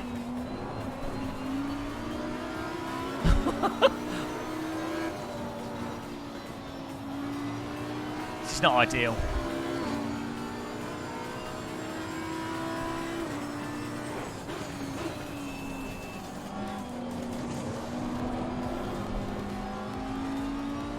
It's really hard to drive like this. I don't know where this guy's going to brake or what he's going to do, so it means I'm having to drive totally. Oh, yeah, that'll do. Get out of the way. What's he doing? I just killed him. That's totally my fault. He's not. Well, that cleared the gap. Textbook overtake. Oh, man. Why did he go flying? War crimes. Cold-blooded murder. Problem solved.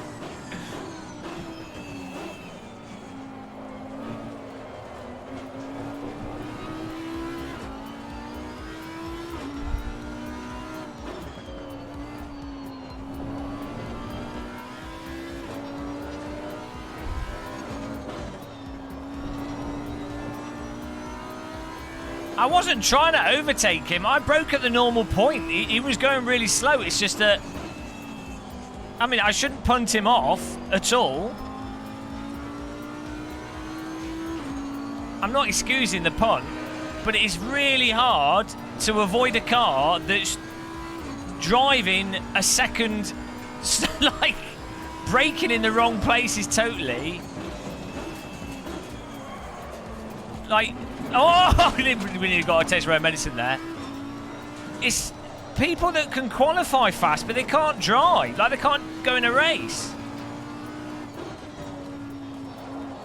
All right, fair enough. Maybe it's the V12. But it was so slow through the whole track.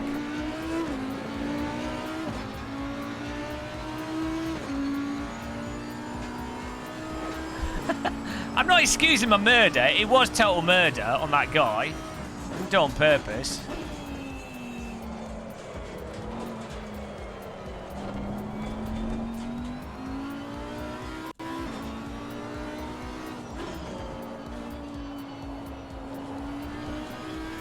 Well, I know, if you're the car behind, I'm not... Yeah, I totally agree. If you're the car behind, it's up to you to not drive into the car in front. I'm not saying it's not my fault. But it's like, if I'm racing as well, and I brake super early for a corner, and the car behind hits me, I'm going to be like, well, you know, that's partly my fault.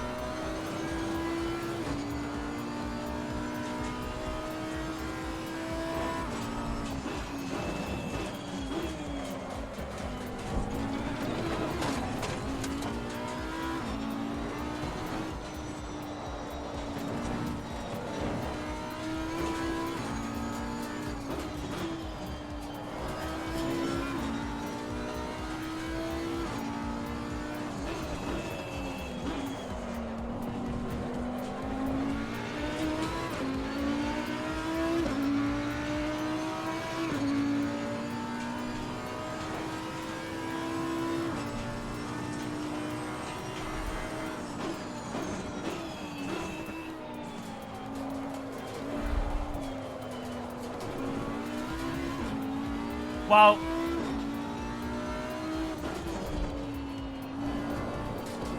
from a racecraft perspective, taking out the guy in front of you that's slowing you down so the guy behind you is going to rear-end you is actually better.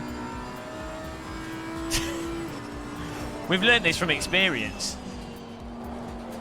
With the way that collisions work in Assetto Corsa, Competizione, it's better to take the car out in front than it is to get rear-ended. If you're just talking pure gameplay, I mean, you know, you don't want to do that. That's not the best way to race. It's not fair. But if you're playing ACC as a game, it's not just ACC. We notice this in other sims. So like at the start of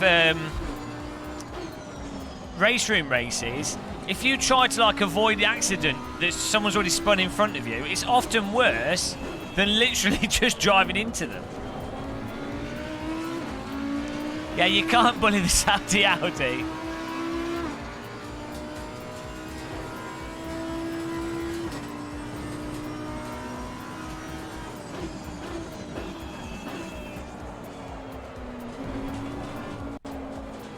That's a sausage. Yeah, always better to be the rammer. I mean, I did upgrade his computer for free for him.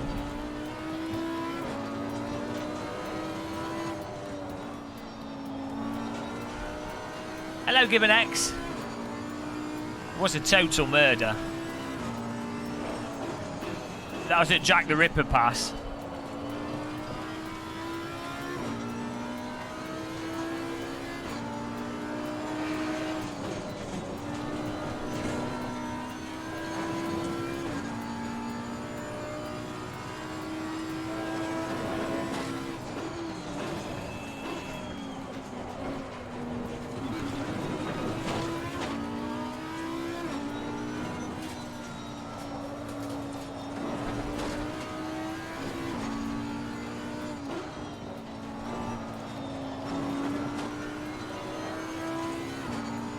Ah, thanks, guys. Take that bot out like a car in front of me on the corkscrew. Hey, the sky does look nice.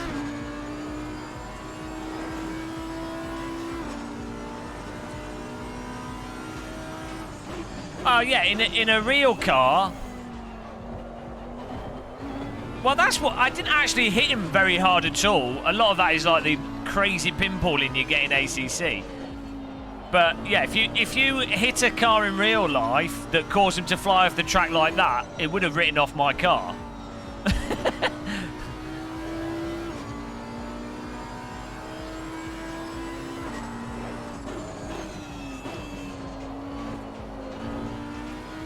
Most likely.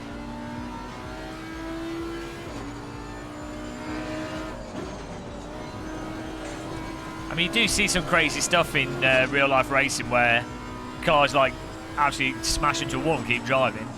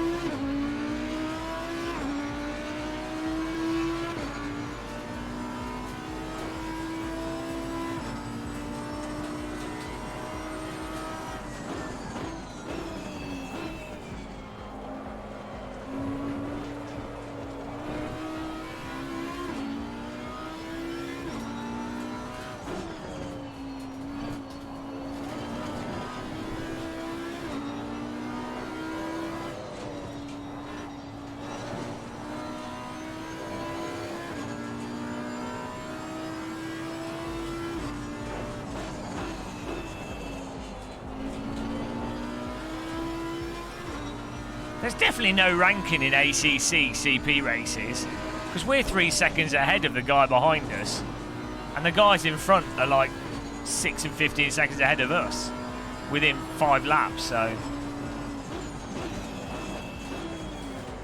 it just puts you in random servers, doesn't it, for this?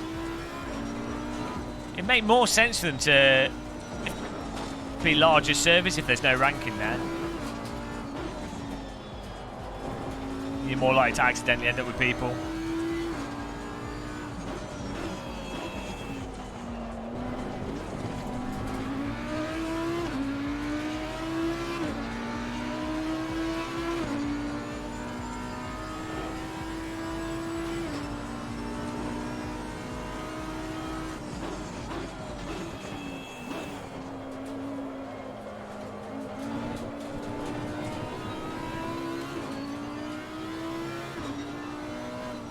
You have to remember, I'm carrying a lot of ballast around with me with all this gold paint.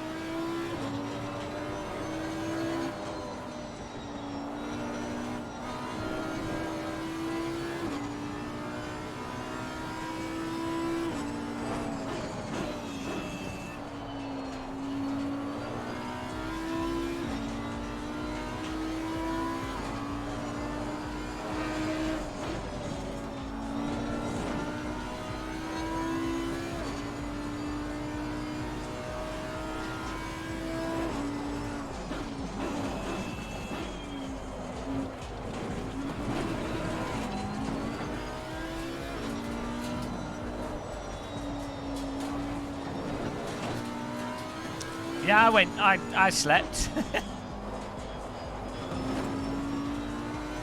Hello, Toadstool, as well.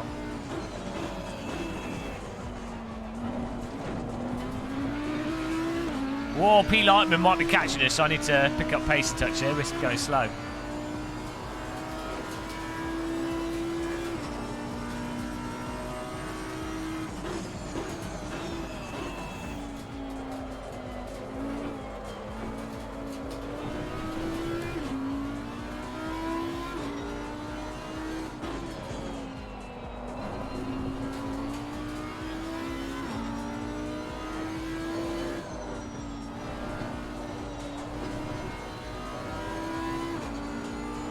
It's gold plated.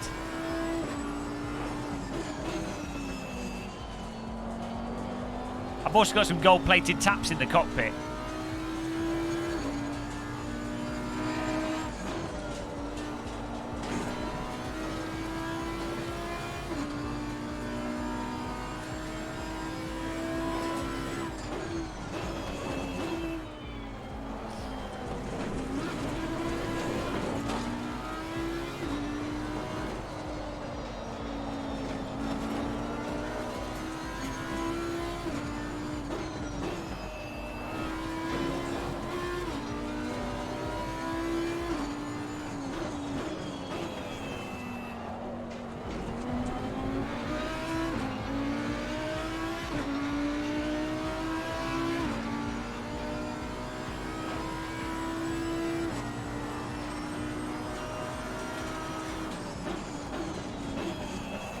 If we get a podium out of this, Saudi Audi song's coming out for sure.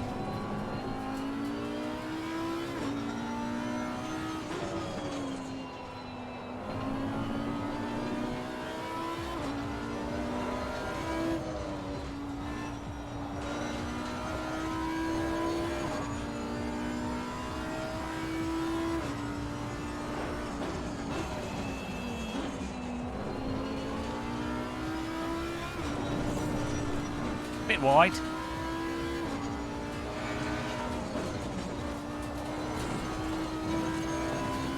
Hard to see the track at night. Someone turn the lights off. Ridiculous. Who turns the lights off in a race? Damn inconsiderate.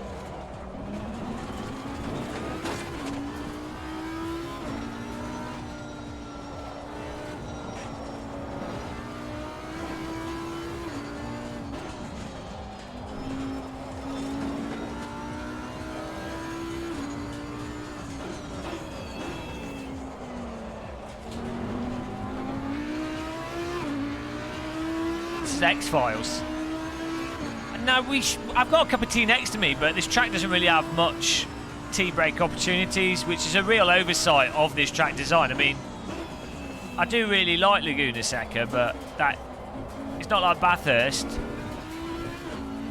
where you have an opportunity for a cup of tea.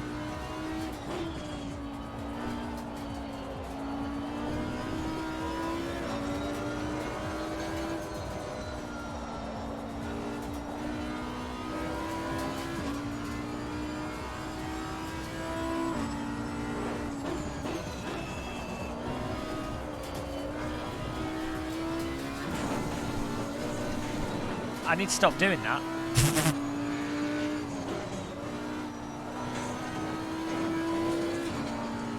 Wow, he's coming back. Nice. Ramshackled.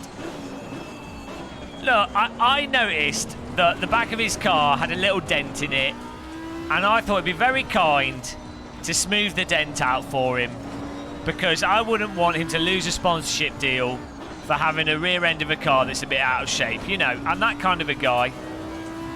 I really am just there to help people when they need it most. Hello, Lee Cold Carbon.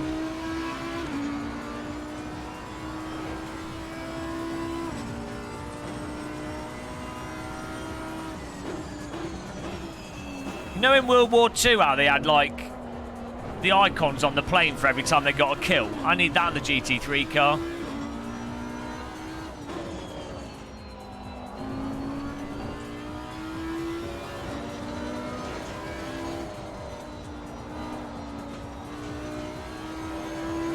Helpful. Helpful muscle.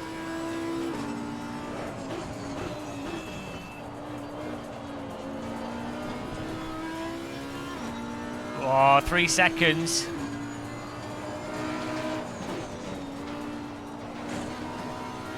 I better get my deltas back down. I better stop driving in the dirt.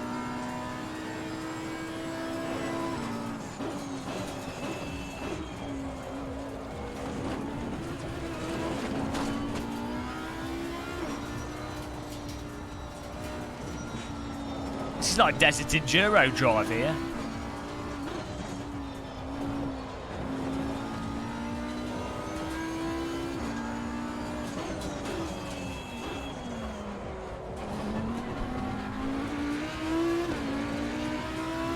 Whoa, 2.7. Woo! Go for headshots. Okay.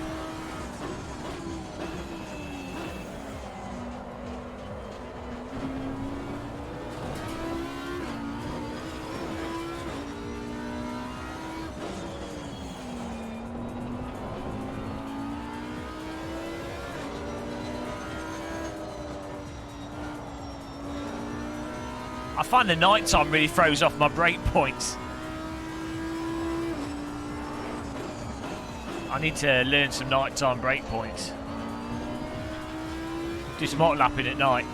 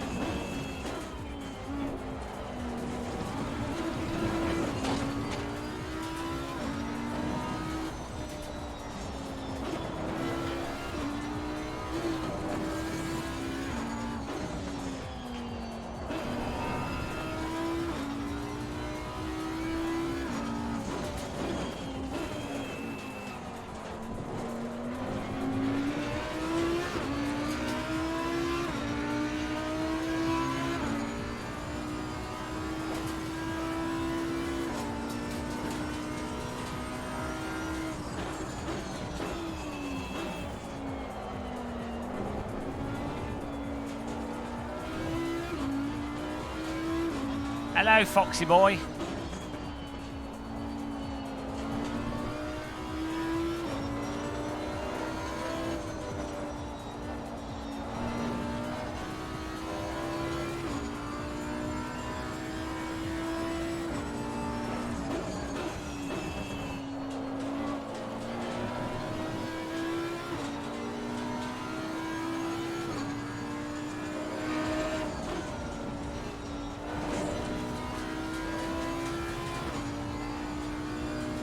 I don't know.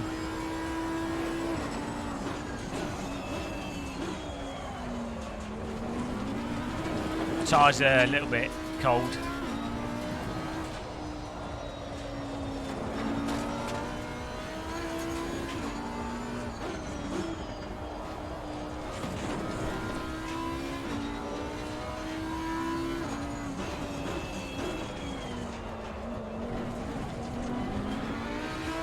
Got to push hard here. I've got to concentrate.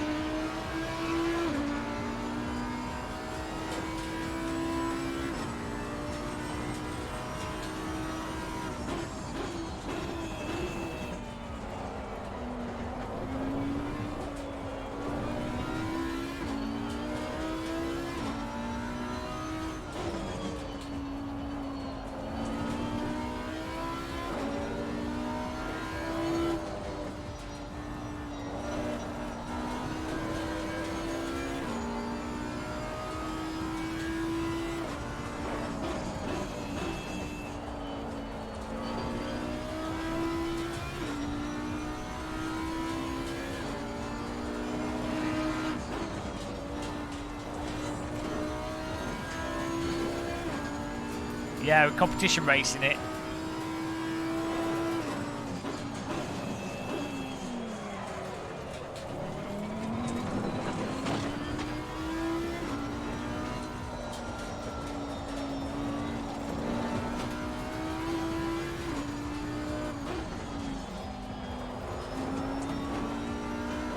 God, not chat.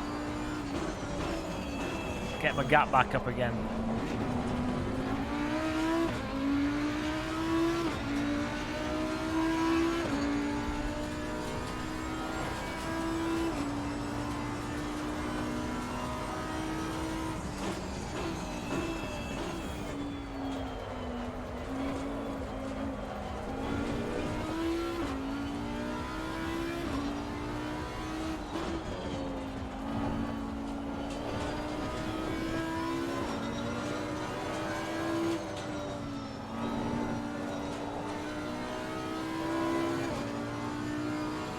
V12 upgrade. Inbound.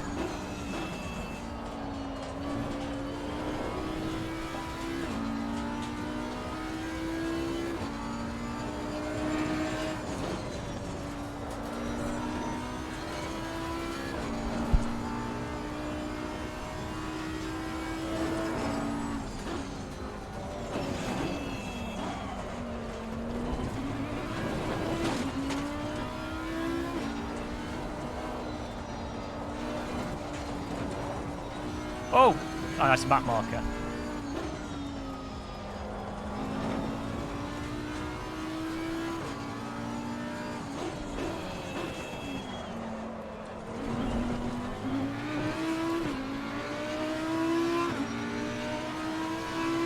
There's no auto bin EXCs in this. You can brake on the curbs and stuff in this, perfectly fine. That's a hard habit to change into as well. You're so used to not braking on curbs in other sims. Race Room, I think you can brake on the curbs as well.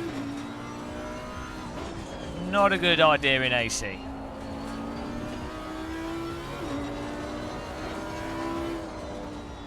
Not a good idea in this in the wet.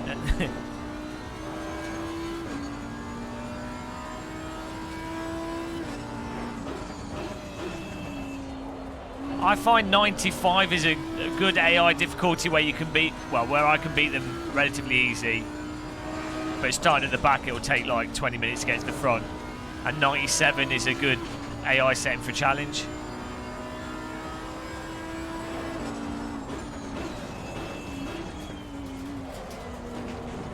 .95 feels like an average race server, midfield pace.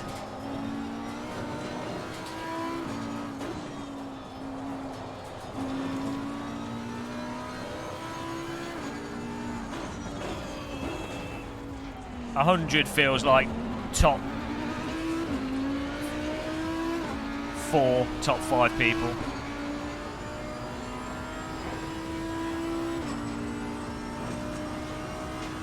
On the server.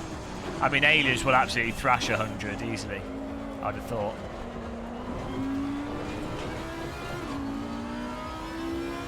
Thank you. See you, Beastu. Thanks for popping in, man. Jesus. Pro tip, don't follow the line of the car in front that you're lapping.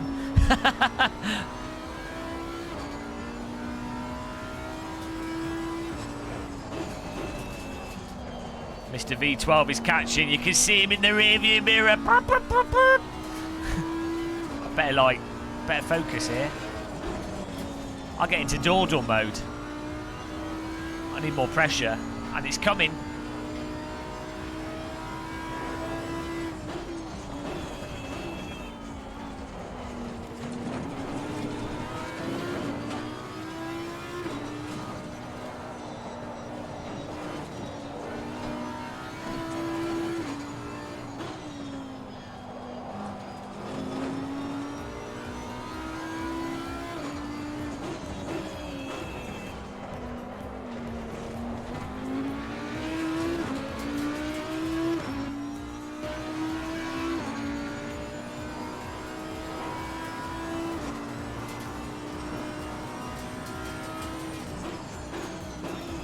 I have a cunning plan.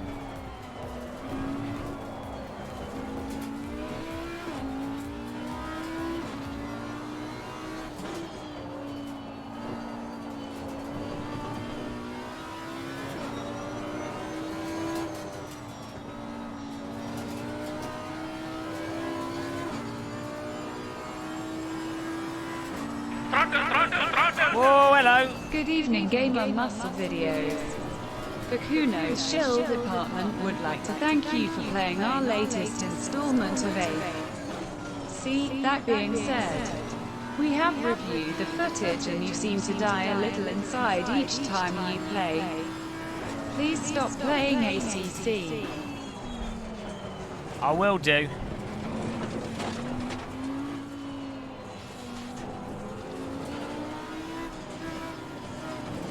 Ah, my cunning plan didn't work. I just wanted to let the V12 pass and not the other guy. Thanks for the donation. I was hoping to thread it just right.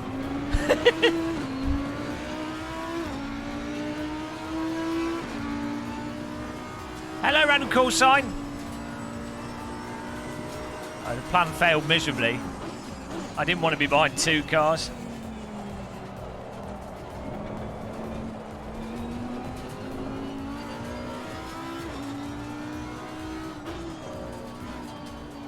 Okay, at least we've got some nice racing here, hopefully.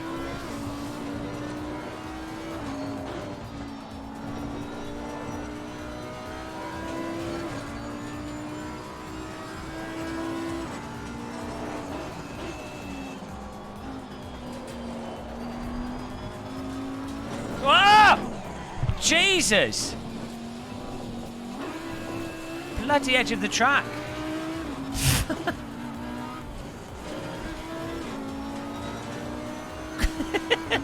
Always run wide on that corner in this sim. Drives me mental.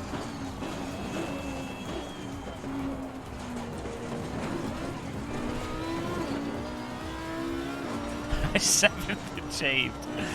Christ almighty. Lucky I caught that.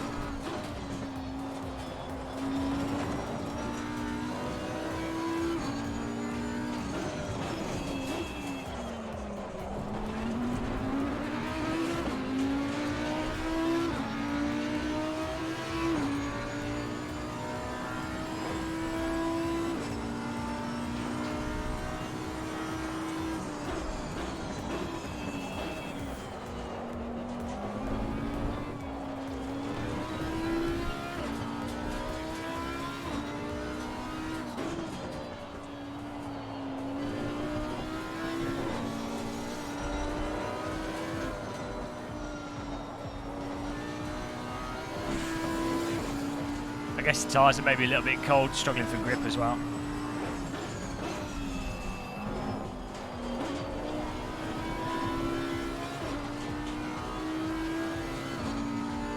Now I need to get the Jesus overlay sorted out again.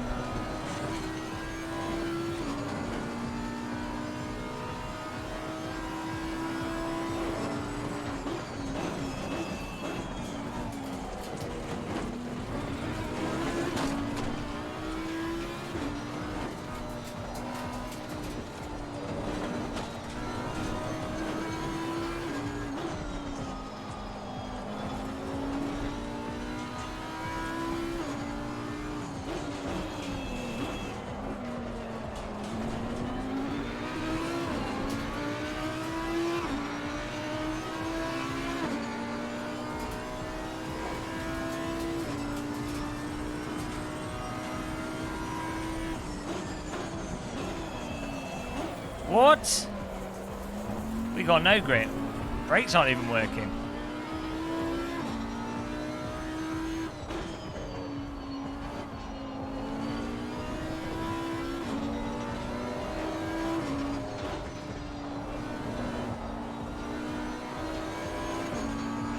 Sliding everywhere here.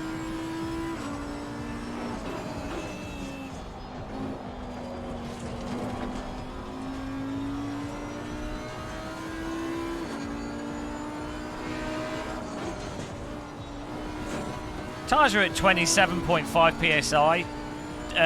Front left is slightly cold.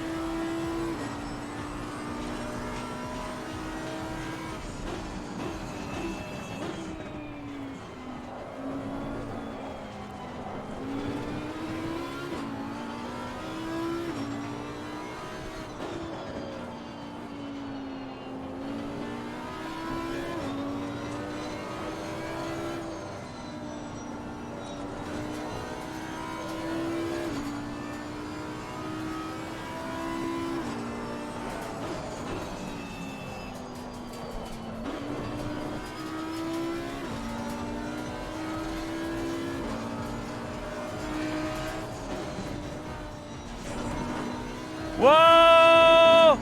Whoa! Okay. Was that the V12 getting taken out again?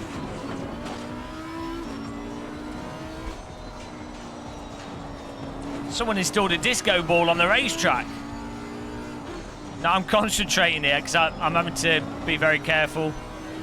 I'm trying to close this gap.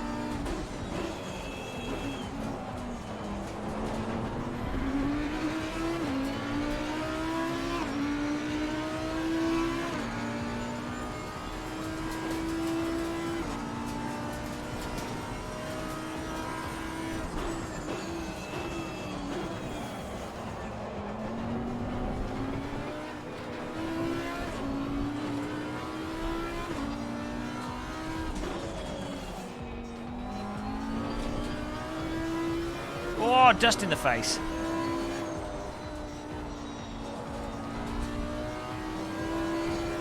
Trying to get this lined up spicy.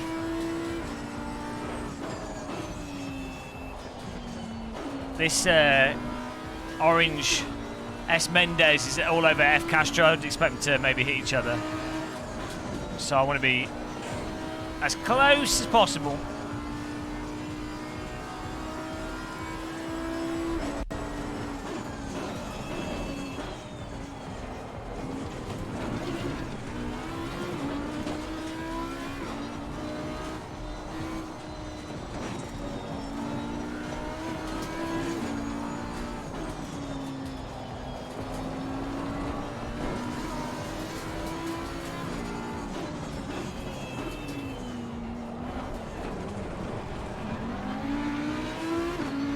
Making mistakes.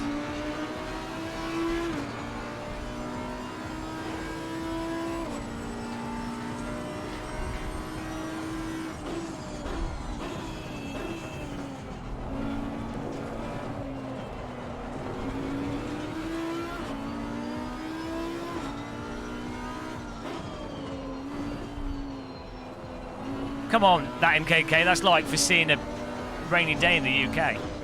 It's hardly a prediction.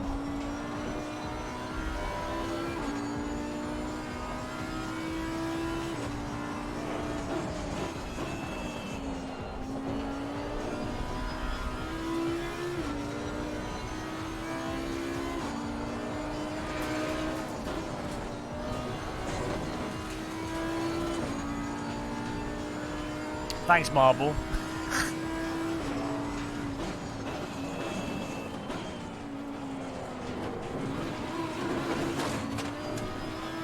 Jump the corner.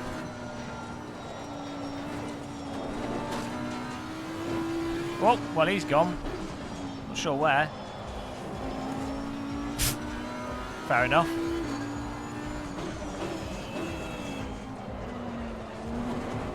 Annoyingly, these I have to concentrate. I can't talk and read the chat and catch them. As soon as I start reading the chat, I'm dropping back. It's not good for streaming this.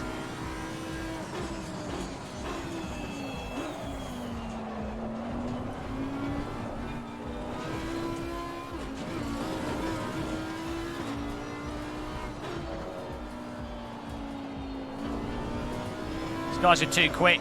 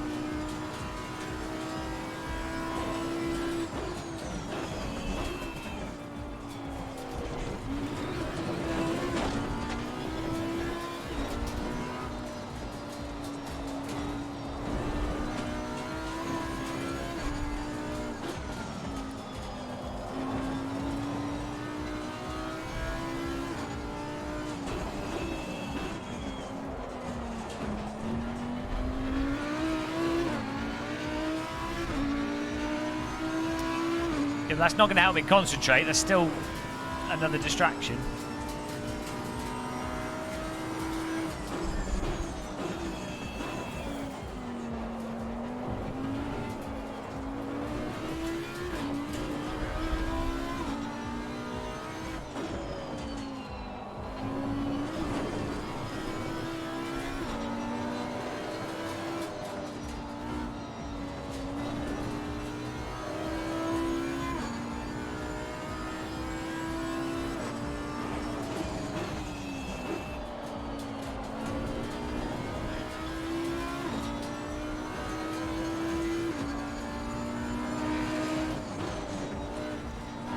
So it being daytime makes it a lot easier as well. It's a lot harder to work out break points and be precise at night.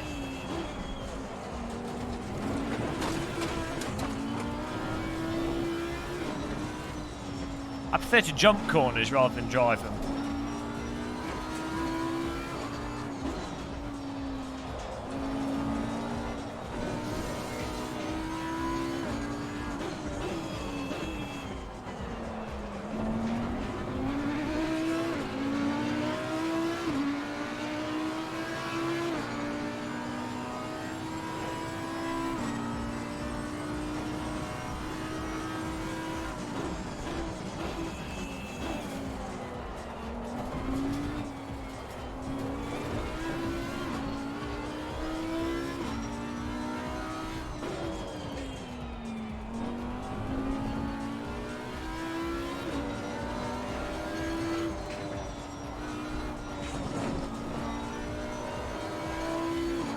No drift, no podium.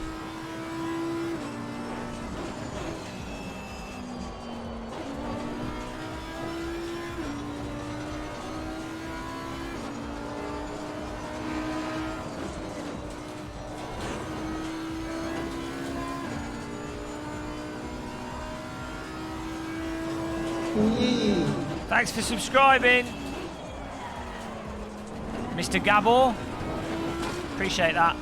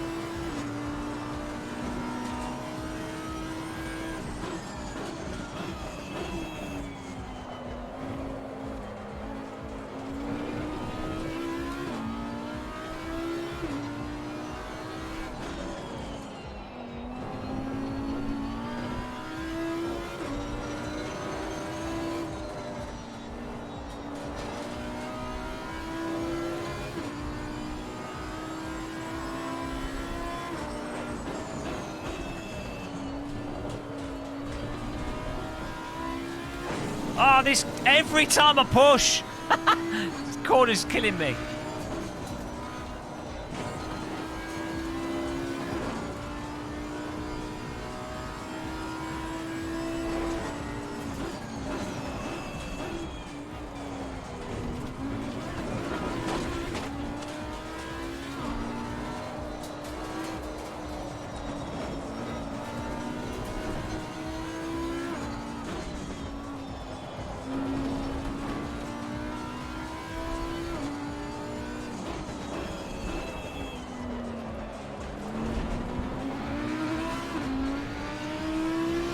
Oh, I was trying to get a sneaky bit of draft.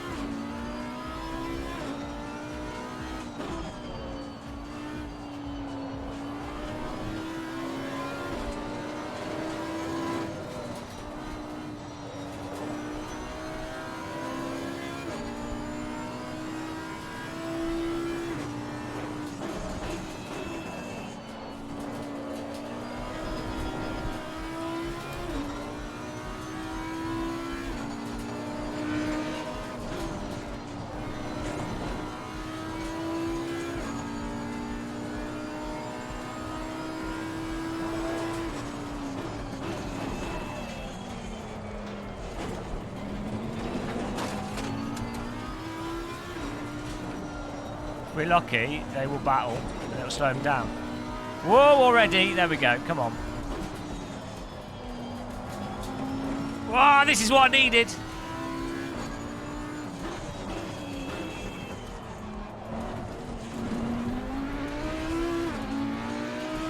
Oh, it's a back marker.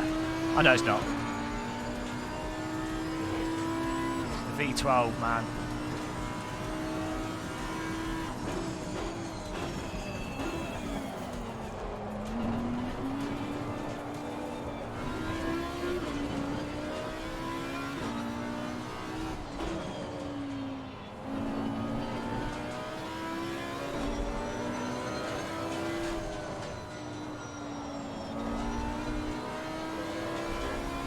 Minuten.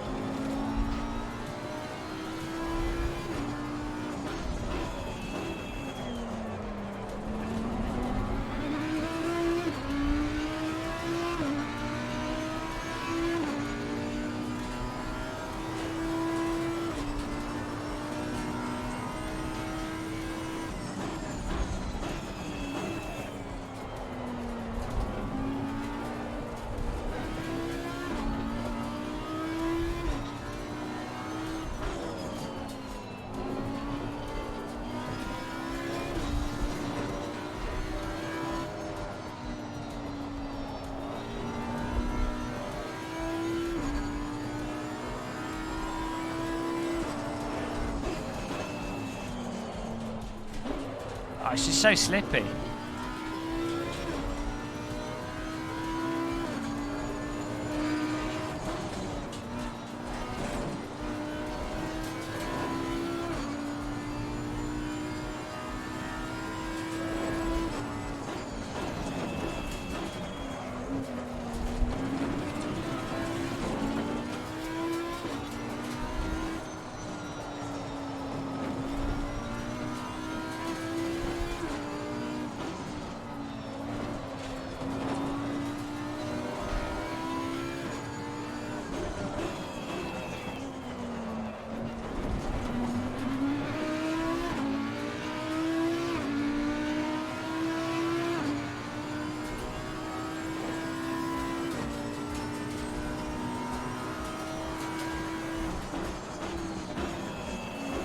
Oh, yeah. I can't get any more out of it because it just slides.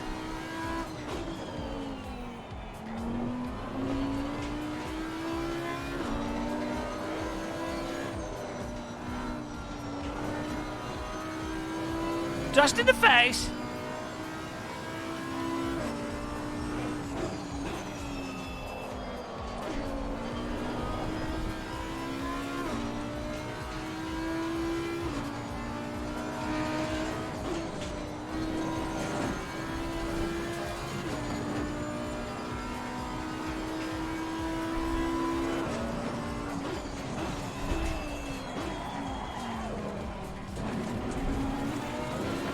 Actually locking up now.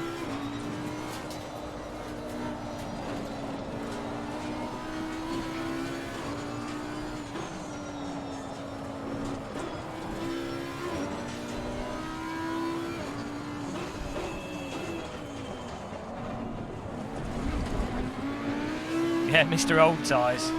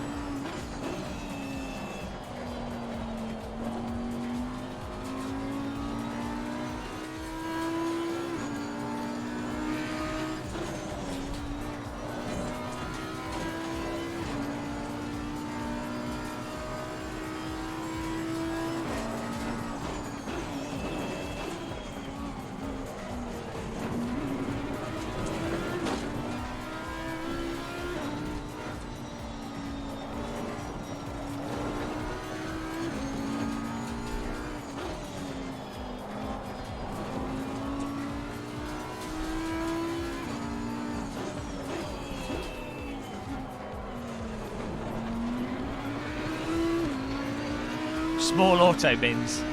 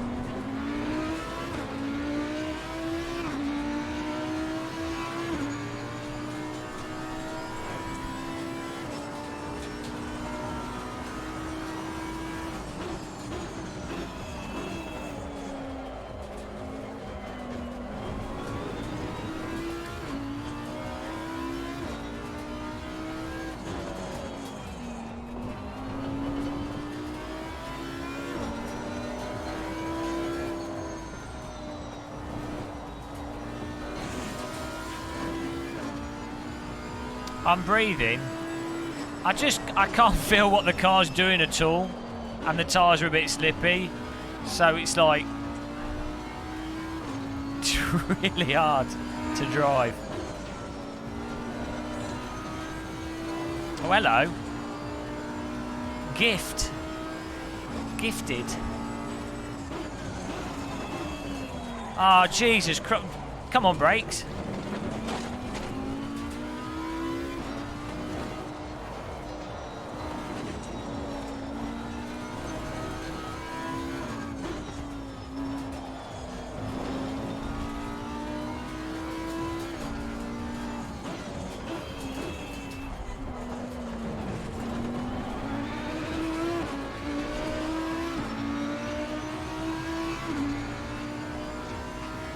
I've drunk plenty of tea, yeah.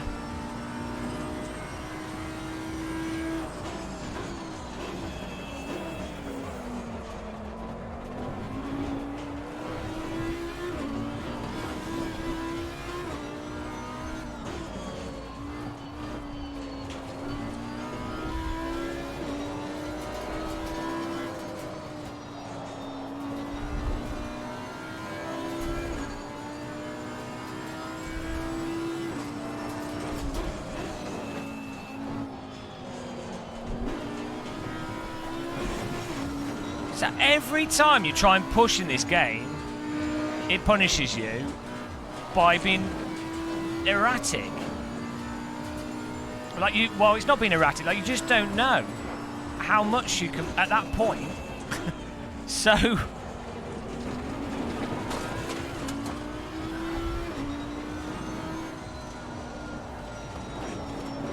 it doesn't bin you though, like iRacing.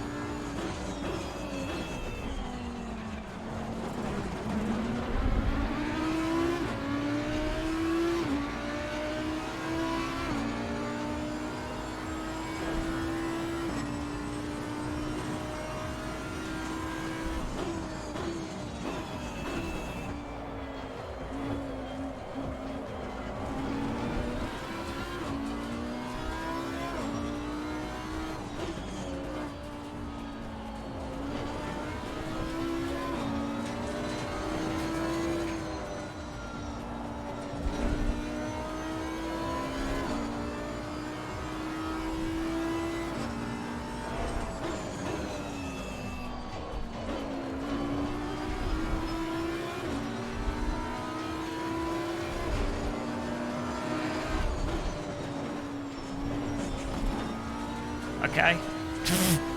Goodbye. I mean, why did he do that?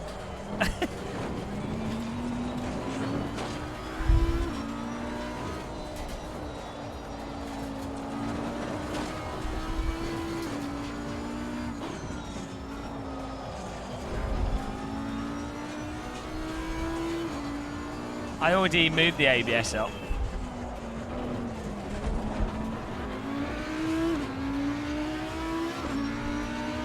Well, to be fair, we did traumatise him.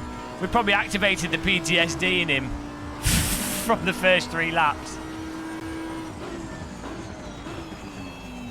He saw the Saudi Audi and was like, nope. I have no confidence in the positioning of this car when at the limit.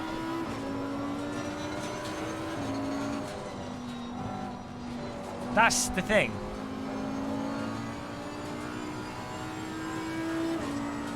I think that's what I really struggle with this sim. And I think that's where the force feedback stops as well, towards the limit. As we were saying at the beginning of the stream, it kind of just train tracks a bit.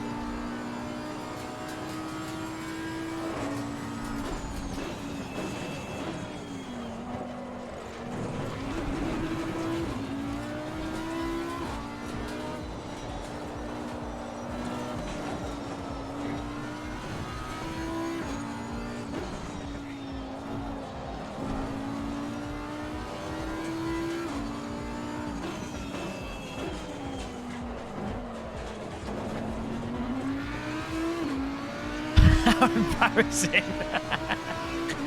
I wasn't talking though. I was actually concentrating, you know.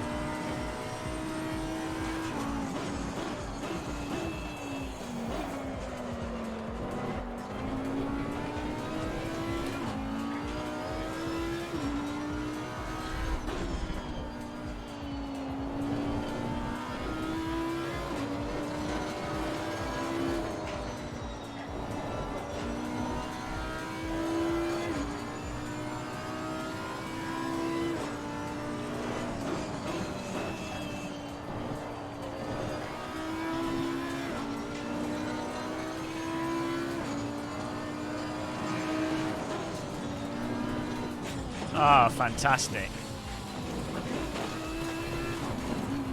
The only other sim I do that in is iRacing. Literally, that's the only other sim where on Laguna Seca I can't position the car without hitting this, because I can't feel what... Just iRacing. Never have that problem in AC or race room. iRacing and ACC. Because you want to be with a little bit of understeer as you turn into that. And that's how you carry the speed through it. But you have to time it just right, you know, you get the speed and the understeer.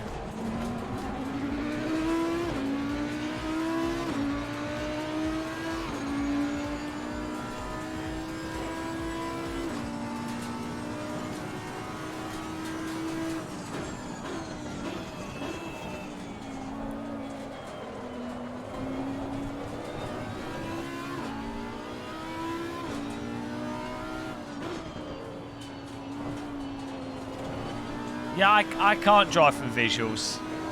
It totally throws me off.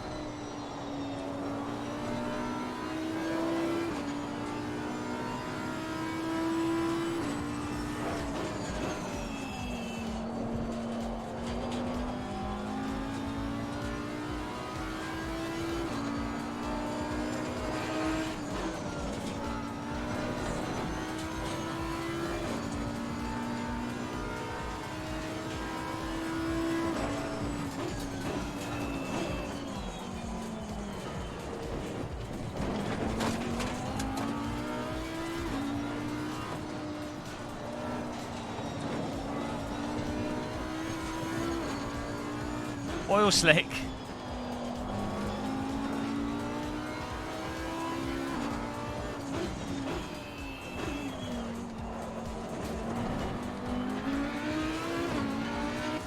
Woo.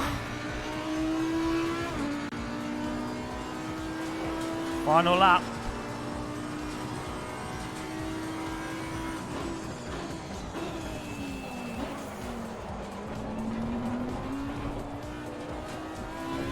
Oh, have I finished? Oh no, I've got to finish this lap.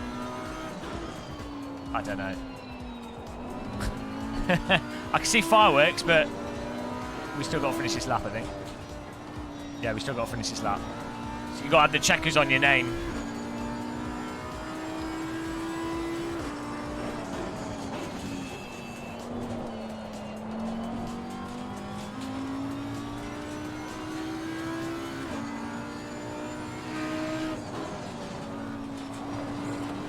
Car behind me's binned it. The oil slick obviously worked.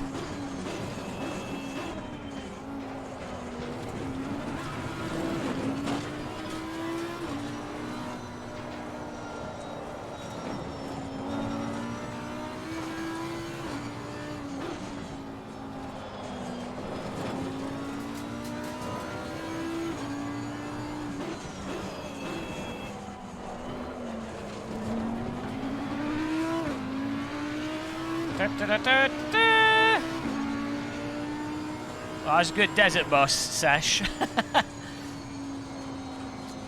I have to say, the more I drive ACC, the less I like the handling, like the physics. I'm not even talking about the force feedback. The more I play it, and the better I get at it, I'm still not very good at it, the more it's just like less compelling. Like the more I really appreciate Race Room and Assetto. And even though I think this is more realistic than Race Room, it's just at the limit. It train tracks a little bit when you're absolutely on the limit, and it's so vague as to if you... It's a mixture of the force feedback and that physics at the limit. It's more like iRacing.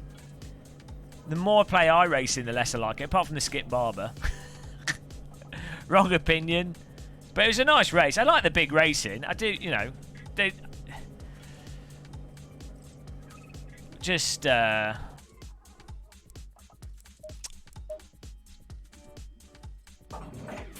least we got that guy's position back.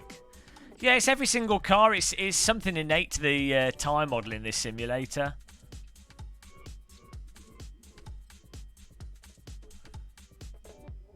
Whole strong opinions lightly.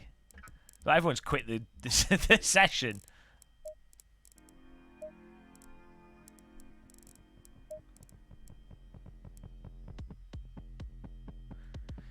Well, no, because the more I play Assetto and Race Room, the more I enjoy them. I mean, with Race Room, there's the autobin.exe, and I don't think that there's as much depth to it in many ways. But you know what's going on. It's all explained there. It's consistent through when you're under the limit, on the limit, and over the limit. It's all like AC. I'd say is miles better than Race Room. Force feedback and physics. It seems to have more depth. It seems that way to me. Part of that's probably because of the laser scan tracks as well. But I don't know what it's that bit just at that bit of the limit, because you can massively overdrive in this. It's not like iRacing. I literally can't play. Other than the Skippy, I just won't play iRacing. It's just not. It's not even passable. I don't know if maybe it's like some delay in this as well or something. If you guys play it in VR, it's really way more noticeable. It's not as noticeable on a screen, but because I've been playing this in VR, testing it out and doing some stuff with it, you're like, hang on a minute. It's really obvious in VR that there's some, like, it just seems off at the limit. On and off, specifically. But it's nice having big car races.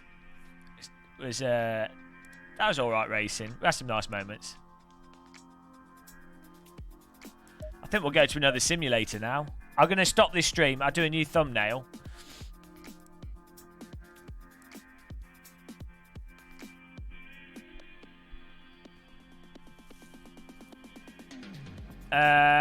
What about iRacing? iRacing time model is garbage. Everyone knows it. You can get used to it. It's just not realistic in the slightest. The new time model is a massive improvement, but you know, you'd have to be. If anyone that says the old time model is approximating how cars handle, it's not right. It's at the limit. It's just not. It's factually incorrect. Got 20 more minutes to work to kill. Yeah, I'll be back up in a minute. We'll change to another sim.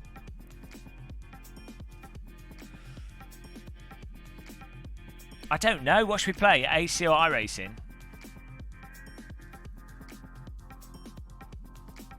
Well, jumping from sim to sim, you notice the differences between them. But the thing is, that's what I say. I wouldn't necessarily say Race Room is the most realistic simulator, but it's sort of consistent within its own model, so it's fine. There's nothing in there that's like really annoying. Off Project Cars 2, weirdly twitchy cars and stuff, but you know, I think I'd probably find Project Cars 2 annoying if I was playing it against faster races for longer periods of time. Project Cars 2 is really good as sort of pickup racing. AC with mod tracks. That's what people want. The Skippy's great in iRacing though. Good fun. iRacing tracks are nice as well. Okay, everyone wants AC. Alright then. We'll stop this. I'm gonna have a sip of my tea and we'll go to AC1. But yeah, I mean, like I don't understand how anyone can play the first Assetto Corsa and be like, yeah, ACC's an improvement. Like the tightness of the cars is really nice, and the focus on GT3 cars is really nice. So, like, that tightness is really good. Like, I see that's probably more realistic. But I honestly don't know how anyone with a direct drive wheel set up properly can go from AC to ACC and be like, oh, yeah, that's a better play experience, if you know what I mean. I mean, everyone likes... people are going to like different things, so...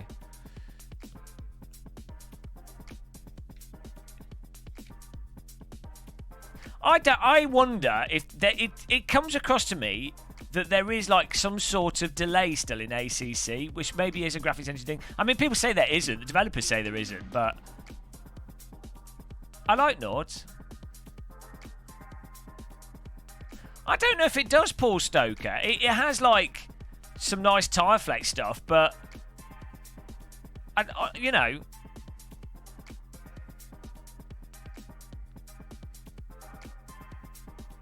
I don't know. I don't know what I age went bold.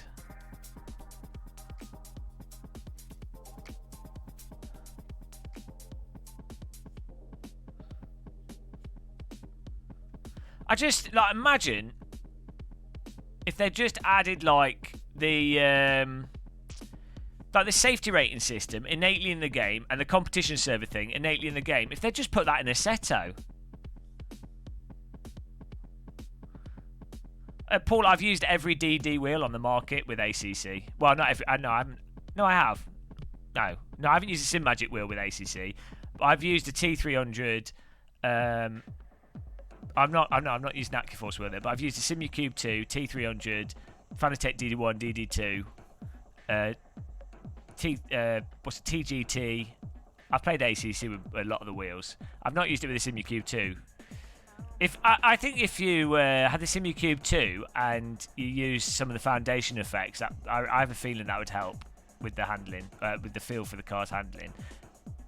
I mean, I definitely noticed in AC when setting up AC, I'd like messed up force feedback on a wheel previously, and force feedback does affect your perception of the physics of a game quite a bit, especially for someone that drives from force feedback.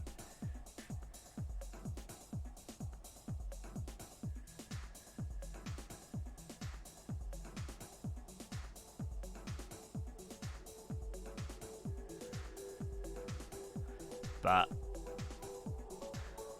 death by Laguna Seca there. It's a good race now. I see you guys in a minute. We're going to do credits on this one. We'll be back in a second. Do you like the full screen cam? Guilty.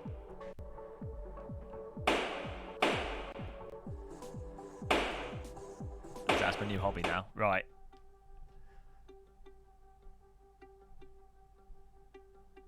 See you in a bit, guys. Thanks for clicking the like button and supporting this stream. Thanks for taking part. We're going to do some Assetto. Kunos Shell Department. Thank you for the donation. Super Chats 214. Thank you very much. Subscriptions. George Hernandez.